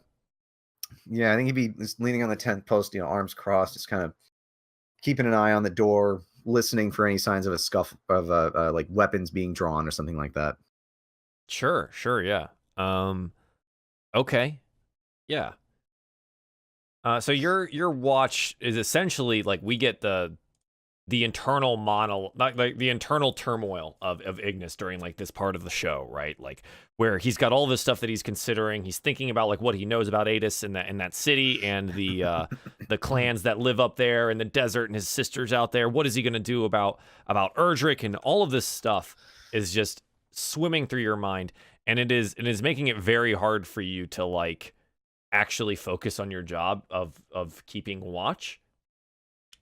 So much so, in fact, that you don't actually hear the knife being drawn and shoved through the tent side where you're sitting. Shit. How can they even see me? There's no light. So you're leaning up against the post, right? Yeah, on the inside of the tent. Uh-huh. Yeah. I'm not like leaning hard against it to kind of bulge it out. It's just like, all right. Let me put it this way. Your perception is 3. Okay. They may have had a long time to case the joint. Okay. Yeah, my question is, how can they see me rather than how can I not see them? I know I can't see them. Right. For some reason, my sheet's not working. Hang on a second. For this roll. Did they crit their perception roll? It's not letting me. No, they just had to break a 3. They got a 4. They got a 3.1. So it's sorry, it's not working currently, so I'm gonna just go ahead and roll what their stuff is. Night vision goggles. No. Oh no. Googles. Sorry, night vision googles. Okay, so an 18. Oh, For fuck's sake. boy. Yeah, that hits. Okay. So the steals. We gonna die tonight. Ooh. It's not gonna be. It's not a crit because he doesn't necessarily like see you, but he does hit flesh, right? And it does hit you. So it deals you 7 damage. Oh boy. Max dagger roll, but so yeah. And I'm immediately going to cry out, Darien, Darien, Miera, we're under attack. Yeah. So you guys are currently awake. And get up and away and draw my knife. I'm gonna have everyone roll initiative before all of that happens. Okay. So we're gonna do that real quick. So let me bring up the turn order. You guys All are on of the the title screen, things. so you should be able to see your tokens still. Is that right? Awesome. And I'll bring up map. Are we gonna have to cut this mid-combat? Because I'm noticing we're about 18 minutes from 4 o'clock. We'll find out. If it We can doesn't certainly kill try. us. You can certainly try. Oh, damn. I'm ready. All right, hang on. I'm actually gonna roll with my thing. Okay, that's what? Wow. Should I have This used my sucks. inspiration for you? I clicked the thing. Oh, you too. didn't click your I thing. did click the thing and it just didn't read it. Okay, whatever. Oh, Because I had let the me change highlight that. on it. The Okay. 4. And for some reason my thing's not working, but we're gonna see if this works. I need a token. Jeez, I'm just gonna brand pull a new token. armor, and that dude has to roll an 18. Why is my I mean, 16 isn't that high. It's respectable. I mean, with a Yeah. +3 modifier, he has to get a 13, which means he has a 65% chance of missing. I've gotten So hit a 35% lot chance to with hit. 16 armor class. Yeah, okay, so true. the one you know about one of these guys, right? So there's that. all right. I wonder if does this work? Okay, Are we gonna be on map? nope. There's no map for this. This is all theater of the mind bullshit. I mean, Okay. we've got like I don't know. It's like 50 4 square squares. feet Yeah. tops. It's like you guys okay. are set up like this essentially, and Okay, I'm gonna. you just got stabbed from the outside. There's like a Okay. guy like through the tent, probably right there, as far as you know. Okay. You have to get out of the And he tent. rolled a 7. I There's a 7, a 10, and searing a... smite the tent and light it on fire. We Okay. all die. The No, we end. don't. We're fine. We're fine. We're fine. I'm just down to 25 HP because of a fucking curse. Ah, I'm scared. So Darien, you are the first to get up and react. Keep in mind, everyone, you currently don't have your armor on. Ignis will be the only one with his armor on because he's the one that's on watch currently. Oh boy. Let me So, do I don't know some math things. Karma. How would I rate this tent? Got stabbed through the canvas. 3 out of 5.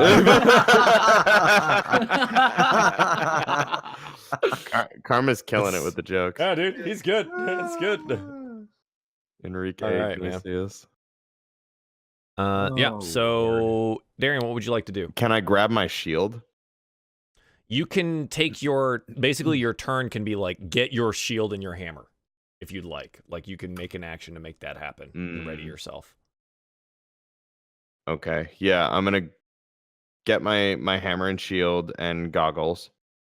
Yeah, that's definitely all an action to happen. Yeah. And I'm going to get up in between where Ignis was stabbed and Ignis, and I say, "Get back, my lord." All Okay, right. so you use your movement to try to like get up over there. You all can kind of move him out of the way, but because you've already used all your action and stuff like that, you basically get over there by the time your turn's like done. Well, I'm working with him in this case. get all up in those eye holes. Right. So like Ignis, you like for your turn because you guys are right after each other. You like take a step back. Yeah, I'll be Okay. behind him. I'm gonna get out my long knife, and ready in action. If Yeah. So you move like oops. if anybody there. comes into melee range, I will.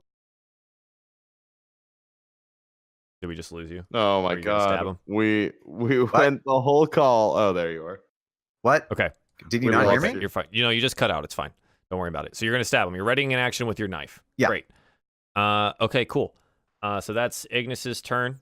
Or orc number 2 basically comes through the front door here. And is sets upon you guys. Oh wow. Hello. So he's there, Oh, and he is holding a dagger as well. I'm gonna please work this time. This is making me sad. I'm gonna redo these real quick. Hang on a second. For some reason, dagger doesn't want a dagger. Still doesn't want a dagger. All right, feels bad, man. So he's going to make an attack against Ignas. Ignas, you're allowed to, because you readied your action to attack whatever came into range. You're more than welcome to attack him back. Oh, heck yeah. And he rolls totally a misses. 5, so he's going to miss. Go fuck yourself. All right. Let's see if this long knife is as good as advertised. It's pretty good. Yeah, I think that The hits. Stonewall brand for you. Golly. Yeah, Gotta 4 damage. love that Stonewall brand. That's not bad, too. 1d4 piercing. Mm-hmm. That's pretty good. Yeah, so you basically move out of the way of the knife there and stab him back like up under the rib cage, and he howls out in pain. It is now the other orc's turn. Oh, we're in this. The other orc, like, he takes his turn basically like ripping through the side of the tent, right? So like he's like cuts through the side that he had stabbed through previously. So like he takes his dagger and does that whole thing, and he's like standing there in front of you, Darien, with a dagger. Then there was the Then it's Miara's turn. Certainly try. Let's see. Yeah, I'm gonna kind of soup over here. So do this. where you're at, like that's the tent wall. Oh, here, that's the you know tent what? wall. Okay. Yeah. Jesus. So go back to where you were real quick. Yeah. How do I do the alt? Yeah. Okay, hang on a sec. You guys are in like a really small tent. So like this is what you got going on here is like this essentially. There's not a whole lot of movement available to you.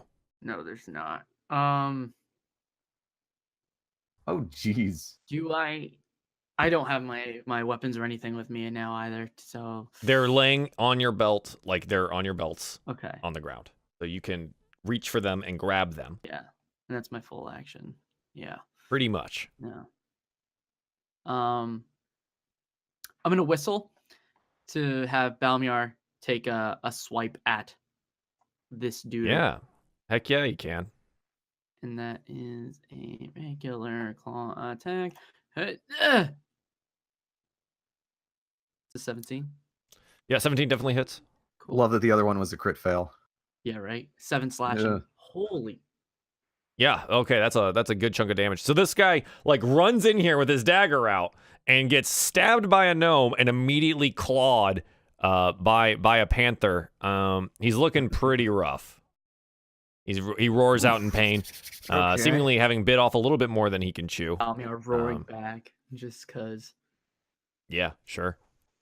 Okay, so that comes around Meow. to the third and final orc.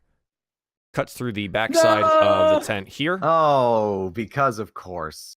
No. Because of course. Cuts through the backside of the tent here. But it's his action to make that happen. So he's a 3 on the initiative order here. Oh, at least But that's what he does. And so like you see him behind you now. And now it's Darien's turn. Oh boy. So I'm gonna make a attack at the boy that sliced my lord. This Go for it. motherfucker. Smack him. Smack this boy. Where's my there it is. Come on. Oh, Yeah, that might hit. Jesus Christ. Nah, man, you missed. Totally. Yeah, whiffed. True. Makes sense. Whiffed. Makes sense. Go ahead and roll damage. You whiffed and hit another orc. So that way we're a little bit more supported now. Mhm. Yeah, you smack out at him.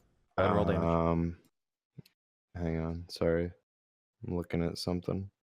You're gonna smite him. I'm thinking about it. Yeah. Do it. Yeah. Put the no, fear of because Aelus in I him. don't want to fucking light the tent on fire. No, Do you a know what? regular Yeah, I smite. guess I'll do a then regular one's no fun. I want to Wait like a start minute. fire. But dude, I'm Extra gonna attack throw some too, fire. Don't forget that. No, oh god. Okay, fine. I'm No, not actually gonna set anything on fire. All right, But I'm gonna. would it really- Yeah, I will divine smite him. Okay. Yeah, because Can you know I? Oh, okay. I can do that. At They'll higher have to levels. give us You Okay. have another extra 10. attack at level 5. I know. Yeah. Yes. okay. So let's do this Burn first. him, burn Warhammer him, damage. burn him. Go. Warhammer damage. Go. All right. 9 damage plus smite. Oh well. That's searing. Oh, is it? Ooh, whoops. Okay. Oh, because I clicked on it by accident. Okay, I'm gonna try and. I think it's in your. It should be in your attacks. No, no, right? no. It is. It asked me what level to cast it at, and then it's like it does that instead. So it's like it's just a description. It doesn't actually roll damage. So it's That's weird. 2d8 plus 1d8, so 3d8. So roll 3d8 plus. Wait. I guess it's just 2d8. Okay. Or 3d8 rather. Christ. All right. So that is 13 total damage on the guy in front of you. Mm-hmm.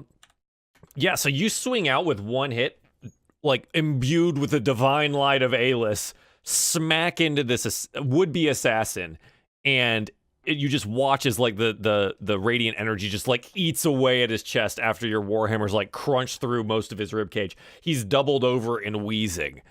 He is not looking good. Is he a prone boy? No. You didn't knock him prone, but you did hit him where he's like, ugh! That'd be tight. And you have another attack that you can. All right, I'm going You can to go ahead and can I move just a touch over to hit the other boy right over here? Is there enough room? No, I don't think there's going to be enough room for you to That's- force yourself around Ignis to go do the thing. 1v1v1. All right, Sort of. That sort of Not- situation. not crazy about it, but is there a way to attack with the intent to knock unconscious and not to Yes. kill? Non-lethal damage. May you are I- allowed to choose non-lethal Okay, damage. may if I you'd like. hit my next attack with non-lethal damage on this guy? Indeed. Thank you, sir. Well, implying I miss or hit rather. I did miss. So unexpectedly, when he doubles over, you swing out again, and it goes right over his head. So you end up missing that next Whoops. one. Whoops! Totally missed. That's All right, that's the way the cookie crumbles. That too, Okay. man. That too, Ignis. man. I tried, dude. Okay, you know what? I think For it's Honor. acid time. Oh, don't even mention For Honor. I hate that game so No, much. now. all right. I didn't mean the game. No, but yes, I for know. honor. Don't But yeah, get I'm gonna throw out some acid At who? at the one that's in front of me. Okay. He may like die. Because it's Underhand. not a ranged attack. It's just a regular. What? Okay. Double crits? wow. Wow. How? there Why? you Where? go. What? Wow. Ow. Apparently this one's a ninja. He can and dodge forever. Dodged out of the way. It's like, I you can get me think- with a I think knife, this you is can get me more- with a claw, but you ain't gonna get me with Because acid. as hurt as this orc is, I feel like this is indicative of maybe Ignis just overthrowing it.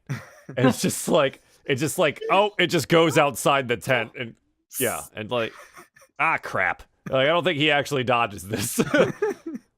Yeah, okay. Is there anything else you'd like to do? I don't think there is. I don't think there's anything I can do unless I can't use the Ring of Many Spells as a bonus action, right? No. Or Ring of It Spells. just stores enough for an action that you can use. All right. No, that's it. My turn. Okay. Orc. So the one that you just missed with the acid, dodged quote unquote out of the way, Woo. is gonna go ahead and make an attack at you with the dagger that's in his hand. 21 hits. Oh, hang Yikes. on, let me go get that damage real quick. 1d4 plus 3. Another max damage roll. Come Strikes out on. at you and stabs you real good, right in the gut. The Come dagger on, sinks man. deep. But that's all he does. He like bellows at you, gets all right close, and you get like all this spittle on your face and stuff. It's really gross. Next orc. This is the one that's doubled over from Darien and he's just like wheezing. He looks up at you and he's just like, and he like desperately strikes out with his dagger to try and slice out at you. 12. Your armor class Question. is 10 plus your dex plus 2. It's 10 plus dex. So 11 plus 2 is 13. Are you doing the plus 2 from the shield? Yep. Oh, okay. Yeah. That was my question. I was like, I didn't know where armor class started before armor. Yep, starts at 10. 10. Thanks. So yeah, so it like clangs up. yeah. So it's just enough. The shield blocks it, right? So like he roars out, and you have your shield up, and it clangs hard off the shield and rings out in the encampment. Miera, it is now your turn. Ignis, you have the high. What's your passive perception, Miera? Ignis, Darien? 13. Passive perception is 16. And Darien, I think yours is like 10. Is 11. 16 or 17. Okay. Yeah, Ignis, 16. like at this point in time, like after you hear this ring out, you hear shouting from within the encampment in Orcish. But that you can't make out what it is, but there is shouting. There seems to be some movement happening. Miera, go ahead and take your turn. First, I'm gonna start off with my bonus action to use Hunter's Mark on this dude in front of me. Okay. You go ahead and Hunter's Mark him. Yeah. I forget. Do I have to roll first? No, that's damage after, right? Yeah. So Hunter's Mark is applied. Yeah. Okay. So Hunter's Mark's just applied, and then if you hit, you can apply Hunter's Mark damage as well. Gotcha. That's then it has bonuses thereof, so he's marked. Cool. And would it take the full action for me to grab one of my swords, or can I grab it and swing out? So like it's just pulling it out in one fluid motion. As I feel like it's close enough to you for you would spend a movement to do that. It's not like readying a shield. Okay. I think if you were going to make the move to get both of your blades, that would probably be a thing. Yeah, no. But with one, I think you can draw and you can strike. I'm just doing the short sword. Sure. Yeah, so you can draw and then you can take your 2 attacks. 2 hits. Okay, cool. 15? Yeah, 15 hits. Go ahead and roll damage. Cool. And then 7 piercing damage plus whatever your Hunter's Mark is. 4. All right, so you deal 11 damage to him. Yeah, so you turn around and you point at him and you mark him, and what did we decide like what it looks like when you mark something? Yeah, it's like a glow of light shoots from my hand and makes like an X on them. Like that's right. So he like looks down at the X that's across him, and you stab him in it, and like immediately afterwards, and you deal him 11 points of damage, and he like goes, and like some blood like and spittle like comes out of his mouth as he's looking down at your sword. That's now where that X used to be. He looks really hurt. Cool. And then again follow up 22. Yeah, it hits. Go ahead. 5. Yeah. And 3. Okay, so you deal him 8 more damage. So you hit him with the sword the first time straight into the mark of the hunter's mark, and then as you pull it out and you slice across his throat, he dies in a spray of blood in front of you and collapses to the ground. Shit. Okay. That was his turn, so he's dead. He's off the turn order. Darien, what would you like to do? I was afraid I had no AC. Not kill. I'd like to again attempt to use non-lethal force on this boy. Sure, go ahead and make an attack. Oh, just smash a dude, please. Thank you for smashing a dude. Yeah. Yeah. So you take the pommel of the warhammer and like bash him in the head or something like that. Yeah. Knock him unconscious. Yeah, sure. So he goes down. He's unconscious currently. I'll go ahead and put him as there's a marker for this somewhere, I think. But yeah, so he's unconscious. What else would you like to do? It's not much I can do. Can't you move and use your bonus action? I mean, like, so he's on the ground. You can exit the tent. I might step around him and go behind this fellow if I can. Yeah, you've got plenty of movement to make that happen. Cool. So I'm out here, and then I'm gonna swing again. Just in case, I'm gonna declare non-lethal. Yeah, go for it. But I don't think I'll kill him. Oh wow. Definitely hits. You might. Oh wow. Okay. Yeah, Well. he's like, You he's might. already So- weakened. He's taken like 12. He's taking Darien- 11 damage. Yeah. Darien swiftly knocks out and dispatches the other two orcs, and they both hit the ground unconscious. The other one is clearly dead in a pool of blood, but that happens sometimes. So this is when you all begin to recognize that the interior camp is basically come alive with noise, responding to what's happened here at your tent. But that's where we're gonna have to stop for today. Whoa. So this is where we're gonna have to stop. dun. We got a hard stop at 4 p.m. today. Sorry guys, I got obligations to attend to this evening. Obligations. So thank you guys for joining us here today on DieFall: The Aspects, episode 29. I will have the episode up for those of you guys that didn't see it. The VOD is available immediately after. The episode will be up on YouTube, cut down for breaks and whatever. Should be up tomorrow. So there you go. That's how it is. So we'll do some shout outs real quick. Rel, where can the people find you at? Well, when I'm not playing Ignas Erdrick and getting stabbed in the back, you can find me at youtube.com/relplays, also at twitch.tv/relplays, and on Twitter at relletsplay, and on Instagram, rel.plays. Oh, I should add all of our IGs to these things. I totally forgot about that. Yeah, I'll do that for next week. Okay, cool. Yeah. All right, thanks, Rel. Appreciate it. Rob, where can the people find you? Well, in about, I don't know, 2 minutes on my Twitch at twitch.tv/bonus_stage_Rob, where I'm going to be finishing Jack and Daxter in the Precursor Legacy because I played the fuck out of it yesterday. I actually started streaming as soon as you said we were ending. So everybody on my stream who's very confused and just hearing voices, Hello, Rob. that's Stream. why you're hearing voices. It's Great. tight. Excellent. Professor, where can we find you at, bud? Hi, you can find me over at twitch.tv/prof_sacrum, where currently I'm playing Pokemon Mystery Dungeon Explorers of Sky and Pokemon Crystal. And I'll probably be finishing one of those up really soon. So stay tuned for that. But you can also find me on Instagram at prof_sacrum, I think. And you can also find me at YouTube at Professor Sacrum. Excellent. Thank you. And hey, this is my channel. I'm Runaway Robot. I'm Joel. I'm the DM and producer of this show, DieFall. We do Dungeons & Dragons stuff on this channel, as well as I am a variety caster here. We're currently playing Spider-Man, and it's heckin' awesome. We'll be playing that again tomorrow night, 7 p.m. Eastern Standard Time to 10 p.m. Eastern Standard Time at my normal stream time. Thank you all for joining us here today. I super duper appreciate it. And until next time. Later. Bye. Whoa.